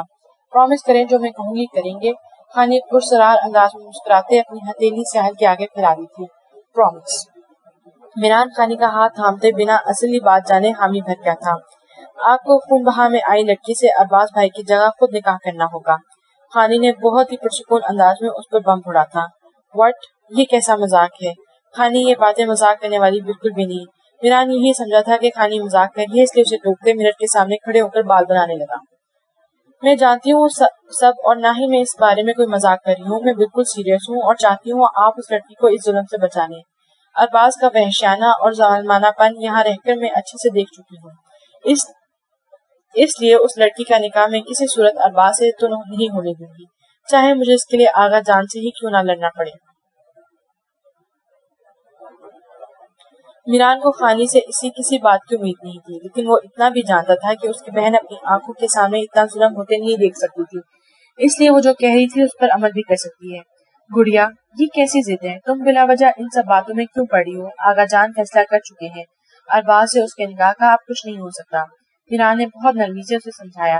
نکاح کا فیصلہ ہوا ہے، نکاح نہیں ہوا۔ آپ پلیز جا کر بچا لیں اس لڑکی کو، وہ بہت رو رہی ہے۔ میں یہ نہیں کہہ رہی کہ آپ میرے مجبور کرنے پر زندگی کا اتنا بڑا فیصلہ لیں، آپ بعد میں اپنی مرضی اور پسند سے شادی کر لیجیے گا، مگر اس وقت صرف اس لڑکی کو اپنا نام دے کر ارباز سے بچا لیں۔ خانی کو سمجھ نہیں آ رہا تھا کہ وہ میران کو کیسے راضی کرے۔ خانی، اف، انف از انف۔ ارباز اگر مزاج کا تیز ہے تو اس کا مطلب یہ نہیں کہ وہ اتنا وحشی ہے کہ اس لڑکی کو کھا جائے۔ مجھے اب مزید اس ٹاپک پر کوئی بات نہیں کرنی، اب تم جا سکتی ہو۔ میران لہجے میں سختی بھرے دو ٹوک انداز میں کہتا خانی کو وہاں سے جانے کا بول گیا تھا۔ کیا واقعی ارباز وحشی نہیں؟ اگر اس لڑکی کی جگہ آپ کی بہن اسی پوزیشن میں ہوتی اور اس کا نکاح کسی ایسے شخص کے ساتھ ہو رہا ہوتا تو بھی آپ ایسا ہی سوچتے؟ آپ جانتے ہیں یہ دنیا مقافات مند ہے، اگر آج آپ اپنا ظرف بڑا کر کے کسی کی بہن کو تحفظ دیں گے تو کیا پتا وقت آنے پر کوئی آپ کی بہن کو بھی ایسے ہی بچا لے۔ آپ ایسا گناہ کرنے کی ہمت رکھتے ہوں گے، پر اللہ کا شکر ہے میں ابھی اتنی بے حس نہیں۔ اس لڑکی کی زندگی ہمیشہ جہنم ہونے سے بچانے کے لیے مجھے جو کچھ بھی کرنا پڑا میں کروں گی۔ خانی میران کو شو کرتے اور ناراضگی بھری نظروں سے دیکھتی، اس کا ضمیر جگانے کی ہلکی سی کوشش کرتی وہاں سے پلٹ آئی۔ ایک منٹ رکو، میں تیار ہوں، صرف اپنی بہن کے صدقے، اور آج تم اپنے لیے ایسے الفاظ استعمال کیے ہیں، اگر نیکسٹ خود کو اس طرح کسی سے کمپیئر کیا تو میں بالکل بھی برداشت نہیں کروں گا تم سے۔ میران لفظوں میں بیان نہیں کر سکتا تھا کہ وہ اپنی بہن سے کس قدر پیار کرتا تھا۔ خانی کا ذرا سا اپنا حوالہ دے کر آئینہ دکھانا اسے اچھا خاصا ہلا گیا تھا۔ وہ یہ بات کیسے بھول سکتا تھا کہ خانی ابھی بھی ساحل کے نکاح میں تھی، ابھی چاہنے کے باوجود وہ اسے ساحل خان سے آزاد نہیں کر پایا تھا۔ ساحل خان خانی کو کسی صورت چھوڑنے کو تیار نہیں تھا، جبکہ میران ساحل کا نام اپنی بہن کے نام سے ہٹانا چاہتا تھا، اس لیے اس نے ساحل خان کے خانی کو چھوڑنے سے مسلسل انکار پر طیش میں آ کر قاتلانہ حملہ کروایا، مگر ساحل خان اس میں سے بھی بہت ہی ہوشیاری سے بچ نکلا۔ مگر میران کسی صورت خاموش بیٹھنے کو تیار نہیں تھا، وہ پھر ہی ایسا کچھ کرنے کا ارادہ رکھتا تھا، مگر آگا جانے اسے نہ جانے کیوں دوبارہ ایسا کوئی بھی انتہائی قدم اٹھانے سے روکا ہوا تھا۔ خانی میران کے فیصلے پر بہت خوش ہوئی تھی، وہ جانتی تھی اس کا بھائی اس کی بات کا مان ضرور رکھے گا۔ خانی نے اسی دن اس ساحل پر کروائے گئے قاتلانہ حملے کی تصدیق چاہتی تھی، لیکن ابھی وہ ایسا کچھ بھی پوچھ کر میران کا موڈ خراب نہیں کرنا چاہتی تھی، اس لیے اس بارے میں ڈسکشن کرنے کا سوچتی وہ انابی کو یہ گڈ نیوز دینے کے لیے خوشی خوشی لوٹ آئی تھی۔ ارباز کے بہت زیادہ ہنگامہ کرنے کے باوجود آغا جان نے اس لڑکی کا نکاح میران سے کروا دیا۔ پہلی دفعہ ان کے پوتے نے ان سے کچھ مانگا اور وہ اسے انکار کر کے ناراض نہیں کرنا چاہتے تھے۔ خانی اپنی پہلی جیت پر بے انتہا خوش تھی۔ بشرا بیگم نے نکاح کے بعد اس لڑکی کو اچھا خاصا بے عزت اور اس کی تذلیل کرتے کچن میں جا کر سب کا کھانا بنانے کا حکم دیا۔ خانی کو اس وقت ان پر بہت غصہ آیا، جنہیں اس دھان پان سی ڈر اور خوف سے کپکپاتی لڑکی پر ذرا سا بھی رحم نہیں آ رہا تھا۔ اس بخار میں تبتی نکاح زدہ لڑکی کے آہستہ چلنے پر وہ اسے کچھ زوردار تھپڑ بھی رسید کر چکی تھی، جسے ان کے بھائی کا قتل اس لڑکی نے کیا ہو۔ مجھے اس لڑکی سے اپنا کام کروانا ہے، آپ کھانا کسی اور سے بنوا لیں۔ خانی ضبط نہ کر پاتے اس لڑکی کا ہاتھ تھام کر اپنے کمرے کی جانب بڑھ گئی، جبکہ بشرا بیگم اپنے حکم عدولی پر پیچھے سے پیچھو تاپ کھا کے رہ گئی تھی۔ اگر سیال خان کا حوالہ اور آگے جانے کا ہاتھ خانی کے سر پر نہ ہوتا تو وہ اب تک اس لڑکی کے اکڑ مٹی میں ملا چکی ہوتی، جس پر ویسے ہی ہر وقت مظلوموں سے ہمدردی کا بھوت سوار رہتا تھا۔ کیا نام ہے آپ کا؟ خانی نے اسے اپنے ساتھ لا کر بیڈ پر بٹھاتی نرم لہجے میں بولی۔ وہ لڑکی خود کو سیاہ چادر میں چھپائے یہاں کے ہر فرد سے چھپنے کی صحیح میں تھی، مگر خانی کا نرم لہجہ اور ہر جگہ اپنی ڈھال بنتا دیکھ کر وہ لڑکی اس کے ساتھ تھوڑا نارمل ہوئی تھی۔ شہلی یک لفظی جواب دے کر اس کے ہونٹ دوبارہ آپس میں پیوست ہو گئے تھے۔ گندمی رنگت، بڑی بڑی آنکھیں، ستواں آنسو، لال ہی آنکھ، پرکشش نقوش کی مالک وہ لڑکی خانی کو بہت پسند آئی تھی۔ اس کا دل چاہتا کہ یہی لڑکی ہمیشہ اس کی بھابھی رہے، جو بہت ہی معصوم اور بے ضرر سی تھی۔ اس کے دھیمے مزاج بھائی کے ساتھ بہت سوٹ بھی کرتی تھی، مگر اب وہ اس سے زیادہ اس لڑکی کے لیے مزید کچھ نہیں کر سکتی تھی۔ میران کے دل میں جگہ جگہ یہ خود ہی بنا سکتی تھی۔ نام تو بہت پیارا ہے آپ کا، کیا آپ مجھ سے دوستی کریں گی؟ میں آپ کی معصوم سی اکلوتی نند ہوں۔ خانی کے تعارف پہ وہ لڑکی بہت دقت کے ساتھ اپنا مردہ چہرے پر ہلکی سی مسکان لائی تھی۔ خانی نے محسوس کیا کہ وہ لڑکی تیز بخار کی وجہ سے اچھی خاصی نڈھال اور تھکی ہے، اس لیے اسے مزید کوئی بات کرنے کا دارک ترک کرتی، اسے میڈیسن دے کر آرام کرنے کا کہتی باہر نکل آئی تھی۔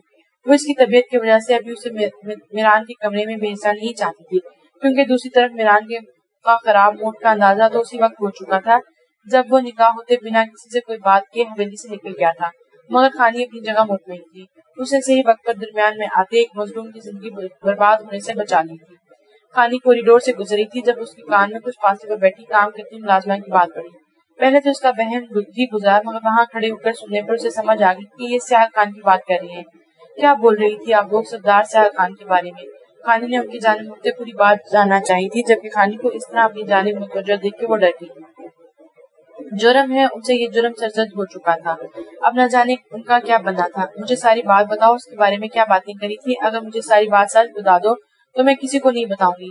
میں نے تم لوگوں کی کوئی بات سنی ہے؟ ان لوگوں کے ڈرانے پر خانی نے جان بوجھ کر بات بتانے کی دھمکی دی تھی، کیونکہ اگر وہ نہ بھی بتاتی تب بھی خانی نے کسی نہ کسی کو نہیں بتانا تھا۔ وہ بی بی سائیں، ہم نے سنا ہے کہ سردار سائیں کی شادی ہو رہی ہے، تو اس سلسلے میں آج کل خان حویلی میں بہت زیادہ جشن منایا جا رہا ہے۔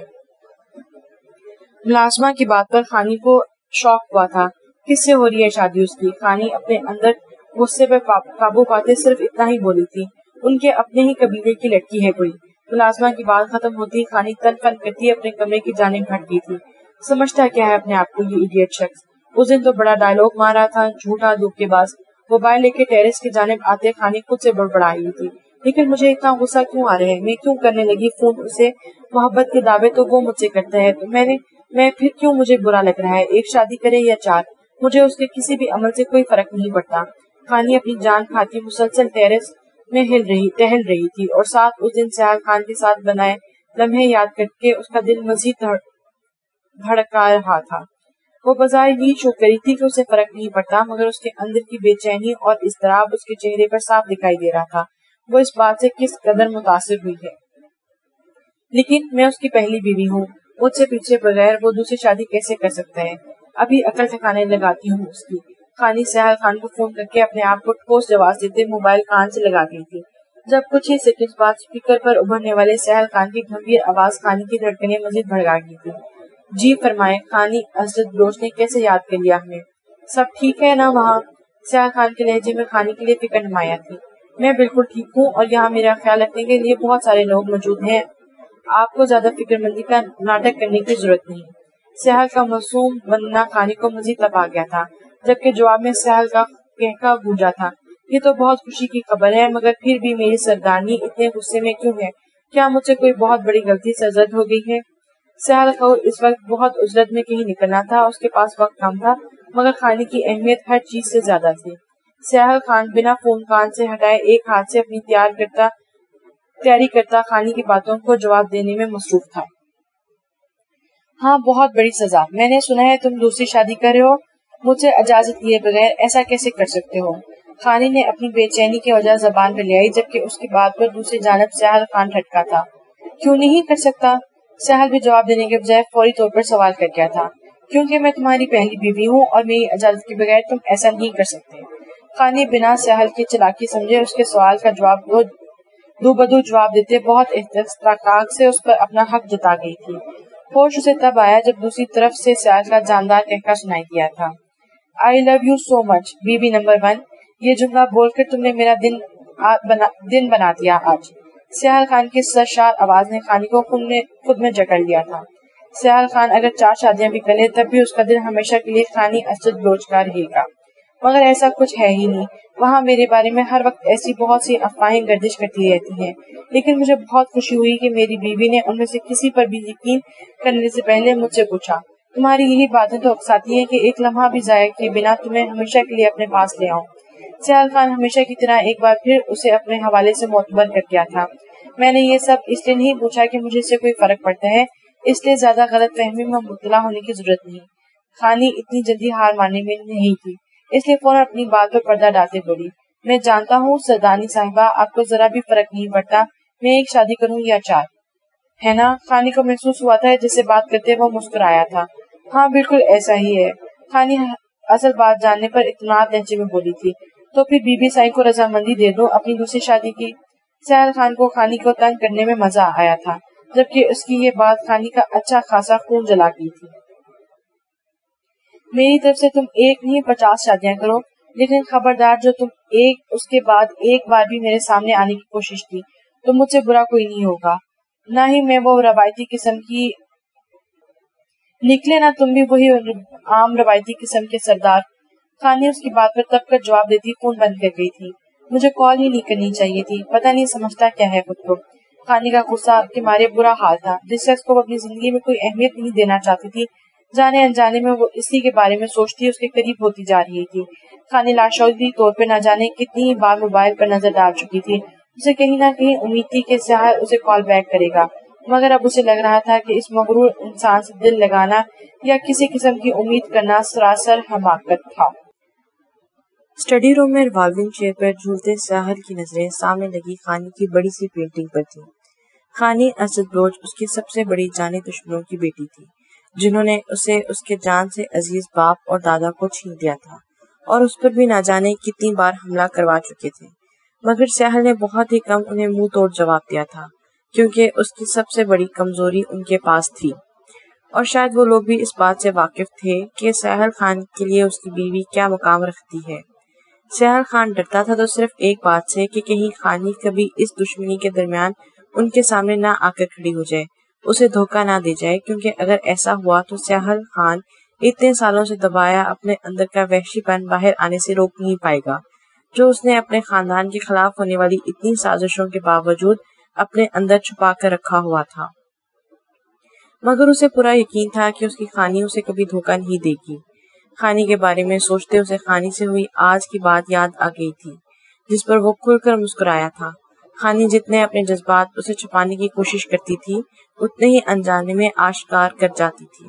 خانی کے غصے سے فون کاٹنے پر سہل نے اسے کال بیک کرنی چاہی تھی، مگر دوسری جانب اپنے کسی خاص آدمی کا فون آ جانے کی وجہ سے وہ اس طرف متوجہ ہو گیا تھا۔ اس کے بعد اس نے کئی بار ٹرائی کیا، مگر خانی کا فون بند ملا تھا، لیکن انا بھی سے اس کی نئی مصروفیت اور ایک لڑکی کو ظلم سے بچانے کے لیے اس کے اٹھائے جانے والے اتنے اچھے قدم پر سہل کو اس پر فخر محسوس ہوا تھا۔ بچپن سے لے کر اب تک وہ خانی سے محبت کرتا آیا تھا، اس کی ہر چھوٹی بڑی بات سے واقف تھا، جانتا تھا کہ خانی اپنے بھائی سے کتنی محبت کرتی ہے، اس لیے ہر بار اس کی اتنی دھمکیوں کے باوجود سہل صرف اور صرف خانی کی خاطر اس کی جان بخشی کرتا آیا تھا۔ انا بی کے اتنے کہنے کے باوجود وہ کبھی خانی کے سامنے نہیں آیا تھا۔ وہ چاہتی تھی وہ خانی کے سامنے آئے، اسے اپنا ہونے کا احساس دلائے، اسے اپنے بارے میں ہر بات بتائے، مگر صرف ساحل خانی کی خاطر اس کے سامنے نہیں آتا تھا۔ وہ جانتا تھا کہ وہ کمزور پڑ جائے گا، اور ہوا بھی ایسے ہی تھا۔ خانی کے قریب آتے ہی وہ اپنا ہر عہد بھول گیا تھا، بہت پہلے کیا اپنا فیصلہ کہ کبھی خانی اسد بلوچ کو نہیں اپنائے گا، اب چاہنے کے باوجود اس پر قائم نہیں رہ پا رہا تھا۔ خانی اس کی محبت، اس کی دیوانگی، اس کے دل کا سکون تھی، جسے اب وہ ہر قیمت پر حاصل کرنا چاہتا تھا۔ خانی، مجھے بہت ڈر لگ رہا ہے، آپ پلیز تھوڑی دیر بیٹھے نا میرے پاس۔ خانی نے کہا کہ 2 دن بعد کافی حد تک شہرین کو ہمت اور حوصلہ دیتی آج میران کے کمرے میں لے آئی تھی۔ بشرا بیگم کی جانب سے خانی پر بہت پریشر تھا۔ میران سے 10 دن میں 2 بار بات کر کے وہ اسے شہرین کے ساتھ نرم رویہ رکھنے کی تلقین کر چکی تھی، جس پر جواب میں ایک بار تو اسے میران کی جانب سے ڈانٹ پڑی تھی۔ خانی، تو کیا تم مجھے کچھ جنگلی پاگل انسان سمجھتی ہو جسے اس بات کا نہیں پتا اسے ایک لڑکی کے ساتھ کیسے بہیو کرنا ہے؟ میں شروع سے ہی ان فضولیات کے خلاف ہوں، چاہے وہ لڑکی خون بہا میں آئی ہو یا عزت کے ساتھ رخصت ہو کر۔ اگر میں نے اپنے اللہ کو حاضر ناظر جان کر اس سے نکاح کیا ہے تو میرے نزدیک وہ میری بیوی کی حیثیت سے قابل عزت ہے۔ میران کے غصے میں کہے الفاظ خانی کو اندر تک سرشار کر کے تھے۔ اسے اپنے بھائی کی سوچ پر فخر ہوا تھا۔ یہاں چند ایک مردوں کی منفی حرکات اور سوچ دیکھ کر وہ سبھی کو ایک ہی کیٹیگری میں دیکھنے لگی تھی، مگر ساحل، شہرام اور اب میران بلوچ اس کی سوچ بدل رہے تھے۔ خانی شہرین کو بہت ساری تسلیاں دیتے وہاں سے نکل گئی تھی۔ شہرین خانی کی بہت مشکور تھی، جو ان 2 دنوں میں اس کی ڈھال بن کر اسے ہر تکلیف سے بچاتی آئی تھی، ورنہ وہ تو مینٹلی طور پر خود کو ہر قسم کے حالات کے لیے تیار کر کے آئی تھی۔ وہ جانتی تھی کہ خون بہا میں آنے والی لڑکیوں کے ساتھ کیا ہوتا ہے۔ شہرین صوفے پر بیٹھی اپنی سوچوں میں الجھی ہوئی تھی جب میران اندر داخل ہوا۔ شہرین گھبراہٹ کے مارے جلدی سے اپنی جگہ سے کھڑی ہوئی۔ میران ایک نظر اس پر ڈالتا ڈریسنگ ٹیبل کی جانب ہٹ گیا تھا۔ نیوی بلو گرم سوٹ میں ملبوس کپڑوں کے ہم رنگ شال میں خود کو اچھے سے ڈھکے وہ سر جھکائے مجرموں کی طرح کھڑی تھی۔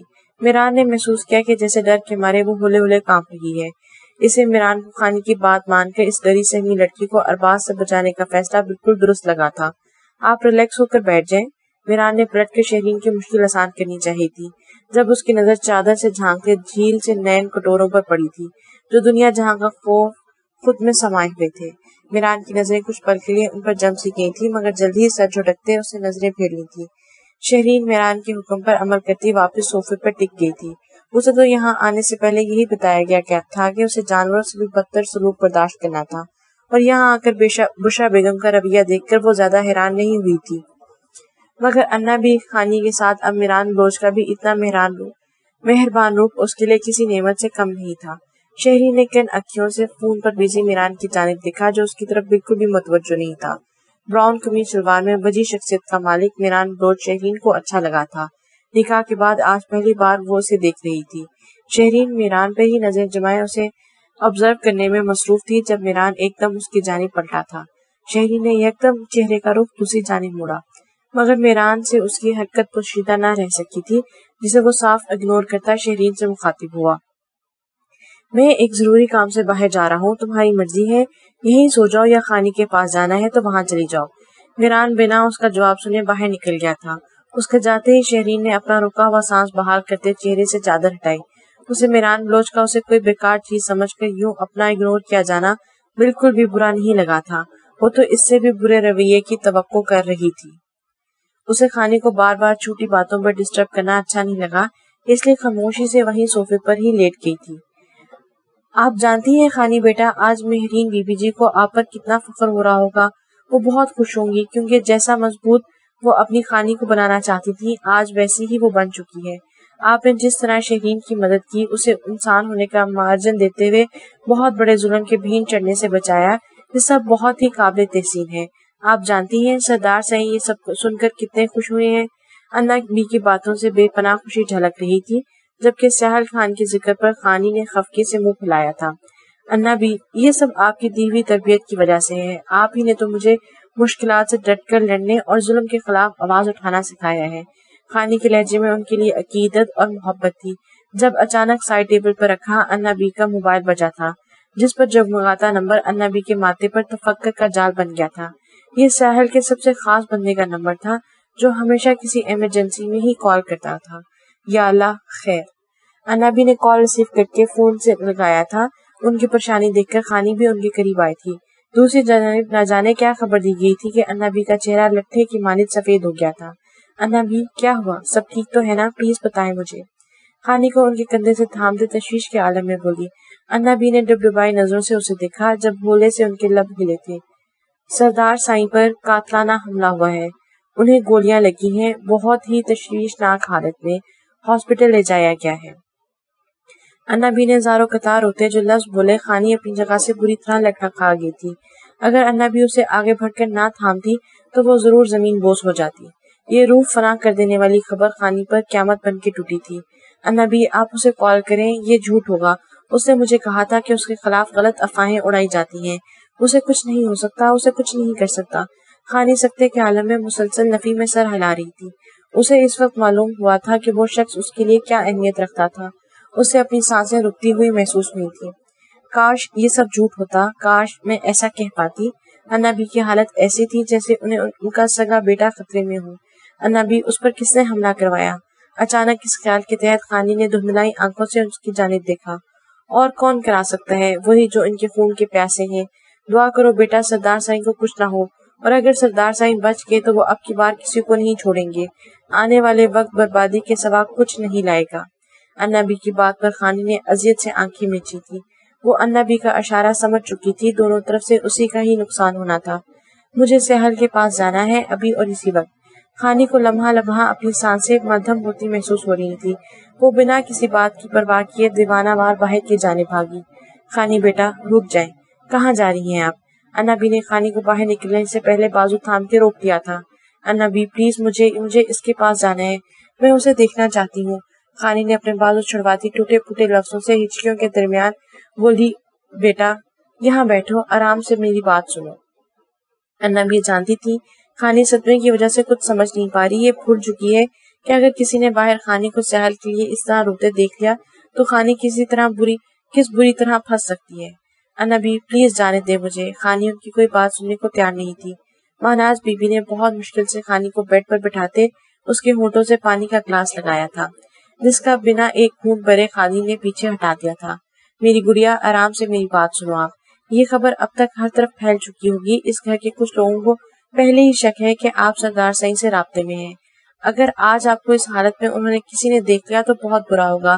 آپ صبر سے کام لیں، مجھے میرے اللہ پر پورا یقین ہے وہ سردار سائیں کو کچھ نہیں ہونے دیں گے۔ ابھی آپ کا سردار سائیں تک پہنچنا بہت مشکل ہے۔ وہ ہاسپٹل میں ہے جہاں اس وقت ان کے آدمیوں کے ساتھ ذوالفقار سائیں کے مخبر بھی موجود ہوں گے، اور جب تک سردار سائیں کو ہوش نہیں آ جاتا میں آپ کو ایسے کسی بھی خطرے میں جانے نہیں دے جا سکتی۔ میں سائیں کے سب سے خاص اور قریبی آدمی سے رابطے میں ہوں۔ میں وعدہ کرتی ہوں آپ کو سائیں کے بارے میں پل پل کی خبر دوں گی، اور جیسی ان کی حالت خطرے سے باہر آتی ہے، ان کو ہوش آتا ہے، میں سردار سائیں سے آپ کی بات ضرور کرواؤں گی۔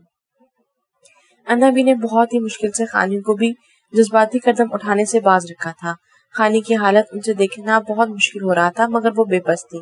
ساحل کا سایہ سر سے اٹھ جانے کی وجہ سے وہ خود کو بہت کمزور محسوس کر رہی تھی۔ ان کا دل مسلسل ساحل خان کے لیے دعا گو تھا۔ آج تک انہوں نے ہمیشہ ساحل خان کی جانب سے خانی کے لیے دیوانگی دیکھی تھی، مگر آج خانی کا ساحل کے لیے ہور سے بیگانہ ہونا انہیں خانی کی محبت اور پاگل پن دکھا گیا تھا، جو ہر طرح کے خطرے سے بے پرواہ ہو کر صرف اپنے شوہر کے پاس جانا چاہتی تھی، اور جو ہمیشہ سے یہ محبت دیکھنے کا خواہش مند تھا۔ وہ اس وقت ہور سے بیگانہ اپنی خانی سے بہت دور تھا۔ انابی میں نہیں ڈرتی، جس کو جو بھی کرنا ہے کر لے، مجھے ہر حال میں ساحل کے پاس جانا ہے۔ خانی کو اس وقت ساحل خان کے علاوہ کسی کی پرواہ نہیں تھی۔ اسے لگ رہا تھا کہ اگر اس نے مزید کچھ دیر کی ساحل کو اپنی آنکھوں سے نہ دیکھا تو اس کے دل کو کچھ ہو جائے گا۔ خانی بیٹا آپ کو میری قسم، آپ اس طرح کی کوئی جذباتی حرکت نہیں کریں گی۔ خانی کو اپنی جگہ سے اٹھتے دیکھ کر انابی نے خانی کا ہاتھ پکڑ کر اپنے سر پہ رکھتے اپنی قسم دے کر خانی کے قدم وہیں روک دیے تھے۔ انابی مت کریں ایسا۔ خانی کی برستی آنکھوں کی التجا پر انابی بے حد بیچارگی سے نظریں جھکا گئی تھی۔ خانی بیٹا آپ اس حملے کے بارے میں کسی سے کوئی بات نہیں کریں گی، نہ میران سائی سے نہ کسی اور سے۔ انابی نے کسی خیال کے تحت خانی کو تنبیہ کی۔ کچھ ہی دیر میں اس کی آنکھیں سوج کے لال انگارہ ہو چکی تھی۔ خانی نے پوری زندگی میں کبھی خود کو اتنا بے بس محسوس نہیں کیا تھا جتنا اس وقت کر رہی تھی۔ سیاح خان کے سامنے ہر بار وہ بہت آرام سے کہہ دیتی تھی وہ اس سے محبت نہیں کرتی تھی، کوئی فرق نہیں پڑتا اس کے ہونے نہ ہونے سے، مگر آج اسے ادارک ہوا تھا کہ سیاحل اس کی زندگی میں کس قدر اہم تھا۔ وہ شخص نہ جانے کب اپنی کچھ ادائیوں کے باوجود خانی کے سانسوں میں بس چکا تھا۔ جس شخص کی ذرا سی قربت سے اس کے دل کی دھڑکنوں کی رفتار ہر حد پار کر جاتی تھی، آج اسی کی جان خطرے میں ہونے کا سن کر خانی کی دھڑکنیں ساکت ہو چکی تھیں۔ خدا بخش، میرے پوتے کی حفاظت نہیں کر سکے نا تم؟ کیسے پہنچ گئے وہ لوگ میرے سیاحل کے قریب؟ بی بی سائیں ہاسپٹل کے پریئر روم میں جائے نماز بٹھائے اللہ کے حضور جھولی پھیلائے اپنے عزیز اور جاندار پوتے کی سلامتی کی دعا مانگ رہے تھے جب سیاحل خان کا خاص آدمی، جسے سیاحل خان اپنا دایاں بازو کہتا تھا، وہ سر جھکائے اندر داخل ہوا۔ اس کے چہرے کا پتلیلا پن بتا رہا تھا کہ وہ اس وقت کتنی تکلیف اور پچھتاوے میں ہے۔ بی بی سائیں کے شکوے پر اس کا سر مزید جھک گیا۔ مجھے سخت سے سخت سزا دیں بی بی سائیں، میں ذمہ دار ہوں سردار سائیں کی اس حالت کا۔ انہیں شک تھا کہ ان کے دشمن ضرور پھر کوئی سازش کرنے والے ہیں، مگر مجھے لگ رہا تھا کہ ایسا کچھ نہیں، اتنی جلدی وہ دوبارہ ایسی کوئی حرکت نہیں کریں گے۔ اور ہوا وہی جس کا سردار سائیں کو اندازہ تھا۔ وہ لوگ شہر جانے والے راستے پر گھات لگائے بیٹھے تھے۔ وہ لوگ کافی زیادہ تعداد میں تھے، مگر میرے سائیں کو نقصان پہنچانے والوں میں سے کوئی بھی اس جگہ زندہ سلامت واپس لوٹ کر نہیں گیا۔ ذوالفقار اب بیٹھا جشن منا رہا ہوگا اپنے بندوں کی لاشوں پر۔ کاش ان کی لاشوں میں کوئی ایک اس کے خاندان کی کسی فرد کی ہوتی تو اس کا جشن دوبالا ہو جاتا۔ خدا بخش کے لہجے میں ذوالفقار کے لیے شدید نفرت تھی، جبکہ سیاحل خان کا ذکر کرتے کی کوشش کے باوجود اپنے آنسو نہیں روک پایا تھا۔ جو شخص ہمیشہ ان لوگوں کی ڈھال بن کر کھڑا رہا تھا، آج وہ سب ان کو بے آسا چھوڑ کر زندگی اور موت کی جنگ لڑ رہا تھا۔ نہ صرف خان حویلی بلکہ ان کا پورا قبیلہ اس وقت غم اور اذیت سے دوچار تھا۔ ہر دل میں بس سیاحل خان کی سلامتی کی دعا گو تھی۔ سیاحل خان کو 3 گولیاں لگی تھیں۔ اس وقت وہ آپریشن تھیٹر میں تھا اور ڈاکٹر ابھی تک اس کے بارے میں کچھ نہیں بتا رہے تھے۔ سب کی جان سولی پر لٹکی ہوئی تھی، ہر گزرتا لمحہ ان کی اذیت میں اضافہ کر رہا تھا۔ سیاحل کے کچھ خاص آدمی اور حویلی کے سارے مرد ہاسپٹل میں موجود تھے۔ عورتوں میں سے صرف بی بی سائیں اور حسنہ بیگم آئی تھیں۔ بی بی سائیں نے ہی باقی سب کو آنے سے منع کر دیا تھا۔ خدا بخش، رو مت، کچھ نہیں ہوگا، میرے پوتے کو بہت بڑا جگرا ہے اس کا، اس سے بھی کہیں زیادہ گولیاں اتنی چھاتی پر کھانے کی طاقت رکھتا ہے۔ یہ گیدڑ پیٹ پیچھے وار کر کے میرے بہادر شیر کو کچھ نہیں کر سکتے۔ انہوں نے میرے پوتے کا قیمتی خون بہا کر اپنی بربادی کو آواز دی ہے۔ بی بی سائیں ایک بہت ہی مضبوط خاتون تھی، سالوں پہلے اپنے شوہر اور جوان بیٹے کو انہی دشمنوں کی وجہ سے کھویا تھا۔ اب اپنے پوتے کو کھونے کا مزید حوصلہ نہیں تھا ان میں۔ بی بی سائیں ہاتھ اٹھا کر دعا مانگ رہی تھی جب عمیر عزلت میں اندر داخل ہوا۔ بی بی سائیں نے آنکھیں زور سے میچتے ہوئے خود کو ہر طرح کی خبر کے لیے تیار کیا تھا۔ بی بی سائیں، مبارک ہو بی بی سائیں، ادا سائیں کا آپریشن کامیاب رہا، ڈاکٹرز نے بولا ہے انہیں کچھ دیر میں ہوش آ جائے گا، ادا سائیں خطرے سے باہر ہے۔ عمیر کی آواز کان پڑتے ہی بی بی سائیں اللہ کے حضور سجدہ ریز ہوئی تھی، جس نے اس بار انہیں نا امید نہیں لٹایا تھا۔ خانی بیٹا، سردار سائیں کو ہوش آ گیا ہے، ابھی خدا بخش سے میری بات ہوئی ہے۔ خانی پچھلے 15 گھنٹوں سے جائے نماز پر بیٹھی اپنے رب سے سیاحل کی زندگی، اس کی سلامتی کے لیے گڑ گڑا کر دعا مانگ رہی تھی۔ انابی کی اتنی منتوں کے باوجود اس نے نہ کچھ کھایا تھا نہ پیا تھا۔ اس کی ایک ہی ضد تھی، جب سیاحل کو دیکھ کر اسے بات نہ کر لے وہ ایک گھونٹ بھی اپنے حلق سے نہیں اتارے گی۔ انابی خانی کی ضد سے واقف تھی، زندگی چاہے ادھر سے ادھر ہو جائے وہ اپنی ضد چھوڑنے والی نہیں۔ مگر اتنے گھنٹوں بعد انابی کی سنائی گئی خبر اس کے لیے نئی زندگی کی نوید ثابت ہوئی تھی۔ انابی، آپ سچ کہہ رہی ہیں نا، وہ ٹھیک ہے نا؟ خانی تشکر بھری نم آنکھیں انابی پر ٹکاتی دل کی تسلی کے لیے دوبارہ پوچھ گئی تھی۔ خانی، اب وہ بالکل خطرے سے باہر ہے، بس اب پروردگار سے دعا ہے کہ وہ انہیں جلد از جلد صحت یاب کر دے۔ اس وقت ان کے گھر والے ان کے پاس موجود ہیں، مگر خدا بخش نے کہا ہے وہ موقع دے کر آپ سے ضرور بات کروائے گا۔ انابی خانی کی پیشانی چومتے ہوئے اسے تسلی دیتے بولی، تو کیا اسے خود میرا خیال نہیں آیا؟ سیاحل کے ٹھیک ہوتے خانی کے شکوے پھر شروع ہو چکے تھے۔ اس کے منہ پھیلا کر کہنے پر انابی کی بھیگی چہرے سے مسکرائی تھی۔ آپ جانتی ہیں، خان سائیں نے ہوش میں آتے سب سے پہلے کس کا پوچھا؟ انابی خانی کی گیلی پلکیں صاف کرتے بولی تھی۔ کس کا؟ خانی کا دل زور سے دھڑکا تھا۔ آپ کا۔ خان سائیں کو آپ کی جذباتی طبیعت کا پتہ ہے، اس لیے شاید انہیں اس بات کا ڈر تھا کہ آپ نے کسی کے سامنے کچھ ظاہر نہ کر دیا ہو۔ خانی کے ہونٹوں پر بہت پیاری سی مسکان پھیل گئی تھی۔ تو کیا وہ یہ جانتا تھا کہ میں اس سے محبت کرنے لگی ہوں؟ خانی نے انابی سے سوال کرتے پہلی بار زبان سے اس بات کا اعتراف کیا تھا، جس پر انابی نے مسکراتے سر اس بات میں ہلا دیا تھا۔ اس کی جو مانی باتیں یاد کرتے خانی کی پلکیں لرز اٹھی تھی۔ خانی بیٹا اب تھوڑا سا کھانا کھا لو، اتنے ٹائم سے آپ نے کچھ نہیں کھایا، اب تو خان صحیح ہوش میں آگے ہیں، اب تو کھا لیں۔ انا بی نے خانی کو پچکارتے راضی کرنا چاہا تھا۔ نہیں انا بی، پلیز مجھے بار بار فورس مت کریں، جب تک میں اسے بات نہیں کر لیتی تب تک کچھ نہیں کھاؤں گی۔ خانی کو ابھی تک اپنی ضد پر اڑا دیکھ کر انا بی اپنا سر پکڑ کر بیٹھ گئی تھی۔ خانی اتنے ٹائم سے کمرے میں بند تھی، باہر بھی سب اس ہنگامے کی وجہ سے گھر والوں میں سے ابھی تک کوئی بھی اس کے جانب متوجہ نہیں ہوا تھا۔ شاید سب یہی سمجھ رہے تھے کہ خانی کو اب اس سے کوئی فرق نہیں پڑ رہا، اور کہیں نہ کہیں آغا جان خوش تھے کہ وہ خانی کے دل میں سہل کے لیے نفرت ڈالنے میں کامیاب ہو چکے ہیں۔ میران کے بارے میں نہ خانی نے کچھ پوچھا تھا اور نہ ہی انا بی نے کچھ بتایا تھا۔ خانی، سردار صاحب کا فون ہے، آپ سے بات کرنا چاہتے ہیں۔ خالی پیٹ ہونے اور مسلسل رونے کی وجہ سے خانی کا سر اب درد سے پھٹ رہا تھا، مگر ذرا سے بھی نہ آرام کرنے کی قسم کھاتے وہ کتنے وقت سے بے چینی سے کمرے میں ٹہلنے میں مصروف تھی۔ ایک دو بار چکرانے کی وجہ سے لکھڑائی بھی تھی، مگر اپنی ضد سے باز نہیں آئی تھی۔ باہر انا بی نے آغا جان کے پوچھنے پر اور باقی سب کو یہی بتایا کہ خانی کی طبیعت ٹھیک نہیں، وہ سو رہی ہے۔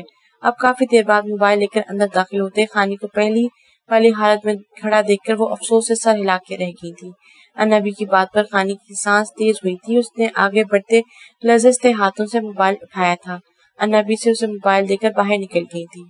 خانی، سہل کی پکار پر خانی کی ہر سانس جیسے سمجھ گئی تھی۔ کیسے ہو تم؟ خانی بہت مشکل سے اتنا ہی بول پائی تھی۔ میں بالکل ٹھیک ہوں، تم کچھ کھا پی کیوں نہیں رہی؟ تم جانتی ہو ان گولیوں نے مجھے اتنی اذیت نہیں دی جتنے انا بی سے تمہارے بارے میں سن کر ہوئی ہے۔ سہل خان کی آواز سن کر اس کی آنکھوں سے آنسو لڑیوں کی طرح ٹوٹ کر گالوں پہ گرنے لگے تھے۔ جو آواز سننے کے لیے وہ پچھلے اتنے گھنٹوں سے اذیت میں تھی، اب وہ کانوں میں پڑتی اس سے زندگی کی نئی روح پھونک گئی تھی۔ انا بی کھانا لے کر آ رہی ہیں ابھی، اور اسی وقت جو کھانا بھی وہ تمہارے ساتھ رکھیں گی وہ تمہیں کھانا ہوگا۔ خانی اس کی محبت پر دل و جان سے ایمان لے آئی تھی، جس کو اتنی تکلیف میں ہوتے ہوئے بھی اس کا خیال تھا۔ خانی کو اس کی آواز میں نکاہت محسوس ہوئی تھی، جو سہل خان بہت ہی مہارت سے چھپانے کی کوشش کر رہا تھا۔ اسی وقت انا بی ہاتھ میں ٹرے اٹھائے اندر داخل ہوئی تھی، جس میں کھانے کے ساتھ ساتھ فروٹ اور جوس دیکھ کر خانی نے خفگی سے انا بی کو دیکھا، جو اسے مسکراتی نظروں سے دیکھتی باہر نکل گئی تھی۔ ہاسپٹل کے بیڈ پر لیٹ کر بھی تم دھمکیاں دینے سے باز نہیں آ رہے۔ خانی اس وقت سہل سے صرف اس کے بارے میں پوچھنا چاہتی تھی، جبکہ وہ پہلے اسے کھانا کھلانے پر بضد تھا۔ اور اگر تم نے ابھی میری بات نہ مانی تو اسی حالت میں بھی تمہاری اس حویلی سے اٹھوانے کی طاقت رکھتا ہوں، اس لیے تمہاری بہتری اسی میں ہے کہ چپ چاپ کھانا کھاؤ۔ سہل خان اپنے درد پر قابو پاتے اپنی ضدی بیوی کو اس کے انداز میں سمجھاتے ہوئے بولا۔ اس بار سہل خان کی دھمکی کارگر ثابت ہوئی۔ خانی بہت مشکل سے کھانا کھا کر جوس حلق سے اتارنے لگی۔ جانتی تھی وہ جب تک انا بی سے اس کا سارے کھانے کی تصدیق نہیں کر لے گا تب تک اس سے سیدھے طریقے سے بات نہیں کرے گا، اور ایسا ہی ہوا۔ سہل نے فون بند نہیں کیا تھا، وہ آرام سے آنکھیں موندے فون کان سے لگائے لیٹا رہا تھا، اور جیسے ہی خانی نے کھانا کھانے کا بتایا، اگلے 2 منٹ بعد انا بی کی تصدیق کرنے پر ہی دوسری طرف جیسے سہل کو سکون ملا تھا۔ کیا سردار سہل موسیٰ خان اب مجھے بتانا پسند کریں گے کہ ان کی طبیعت کیسی ہے اب، یا پھر کوئی نیا حکم صادر کرنا چاہتے ہیں؟ خانی کے طنزیہ چڑھے ہوئے مگر فکر مند انداز پر سہل کے ہونٹوں پر مسکراہٹ بکھر گئی تھی۔ طبیعت تو میری اسی وقت ٹھیک ہو گئی تھی جب ہوش آنے کے بعد مجھے پتا چلا کسی نے میری فکر اور محبت پہ رو رو کر آنسوں کا دریا بہا ڈالا ہے۔ سہل خان کا محبت کی لو دیتا لہجہ خانی کے چہرے پر مختلف رنگ بکھیر گیا تھا۔ تمہیں بہت درد ہوگا، میرے اپنوں نے تم پر حملہ کروایا، کیا تمہیں مجھ سے نفرت محسوس نہیں ہوتی؟ کہیں نہ کہیں تمہاری اس تکلیف کے ذمہ دار میں بھی ہوں۔ خانی کا لہجہ ایک بار پھر بھیگ چکا تھا، جس پر سہل نے غصے سے مٹھیاں بھیجی تھی۔ خانی، تم اس طرح رو کر مجھے مزید تکلیف دینا چاہتی ہو؟ میرے تمہارے لیے محبت اتنی کمزور نہیں کہ کسی اور کی وجہ سے میں تم سے نفرت کروں، اور درد پہلے کم تھا مگر تمہاری روتی آواز سن کر مزید بڑھ گیا۔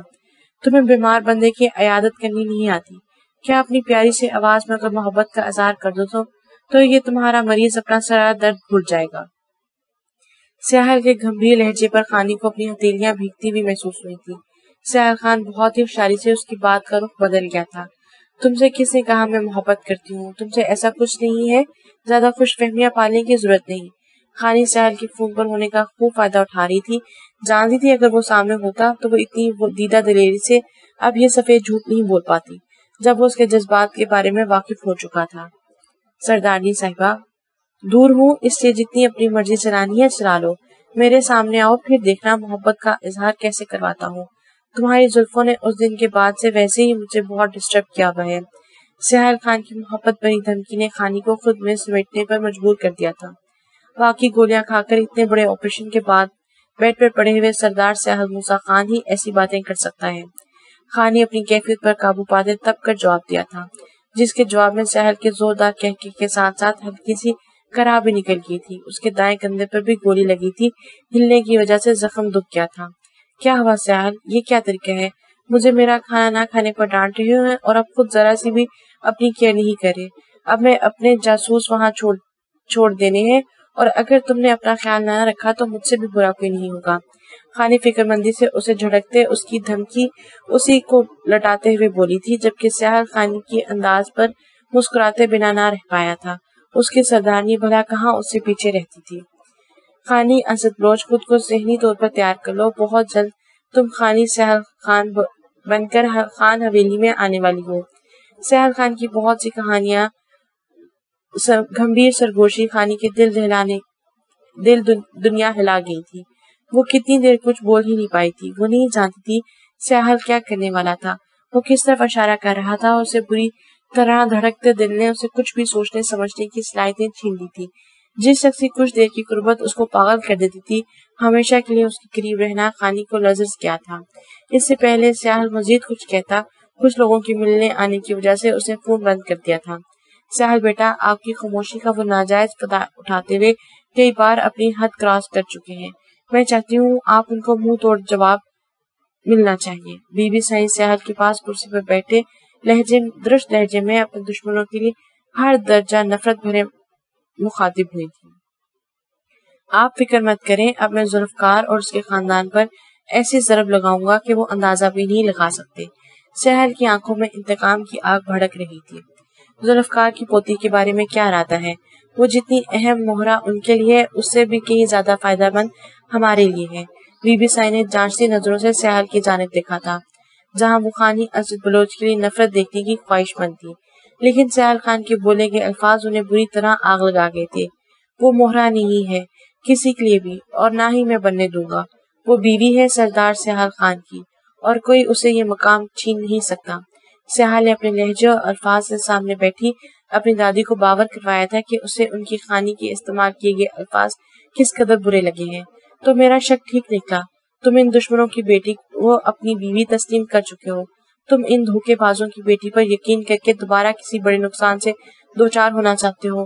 تمہیں کیا لگتا ہے وہ اپنے دادا اور بھائی کے خلاف جا کر تمہاری وفادار رہے گی؟ کبھی ایسا نہیں کرے گی، کبھی نہیں وہ کرے گی۔ میں بہت کھو چکی ہوں، تمہیں کھونے کی ہمت نہیں۔ اگر تمہیں کچھ ہوا تو میں زندہ نہیں رہ پاؤں گی۔ بی بی سائیں کے دل میں جہاں خانی کے لیے ہر درجہ نفرت، وہیں سہیل کے لیے ان کا لہجہ ڈھیروں محبت اور فکر کے لیے ہوئے تھا۔ بی بی سائیں، آپ جانتی ہیں اپنے پوتے کو کبھی گھاٹے کا سودا نہیں کرے گا۔ وہ محبت ہے میری، دھوکہ کرے یا وفاداری، آنا تو اسے میرے پاس ہی ہوگا۔ جب میں اسے اپنی بیوی کی حیثیت سے قبول کر چکا ہوں تو میں چاہتا ہوں آپ اور حویلی کے باقی لوگ بھی اس کو پوری عزت اور اس کے مقام سمیت قبول کر لیں۔ اور ویسے بھی مجھے اب دھوکے برداشت کرنے کی عادت ہو چکی ہے۔ سہیل بات کے اختتام پر اندر آتی اپنی ماں حسنہ بیگم کی جانب دیکھتے نہ چاہتے ہوئے بھی طنز کر گیا تھا، جبکہ اپنے بیٹے کی حالت پر دکھ اور پریشانی سے ہلکان حسنہ بیگم اس طنز پر چہرہ جھکا گئی تھی۔ ان کی پیاسی ممتا کی پیاس آج کئی گنا بڑھ چکی تھی۔ وہ اسے گلے سے لگانا چاہتی تھی، اس کی صحیح سلامت ہونے کا یقین کرنا چاہتی تھی، مگر ان کا بیٹا ان کی جانب دیکھنے کو بھی تیار نہیں تھا، جو ان کا برسوں پہلے کیا قصور معاف کرنے کو آج بھی تیار نہیں تھا۔ اپنے اس سردار کا آرڈر مانو آپ لوگ، میں نے فیصلہ کیا ہے، مجھے اسے دیکھنے جانا ہے تو جانا ہے۔ آپ دونوں بتاؤ میرے ساتھ دو گے یا میں خود ہی کچھ کروں؟ خانی سینے پر ہاتھ باندھے اپنے سامنے کھڑے شہرام اور انابی سے مخاطب ہوئی تھی۔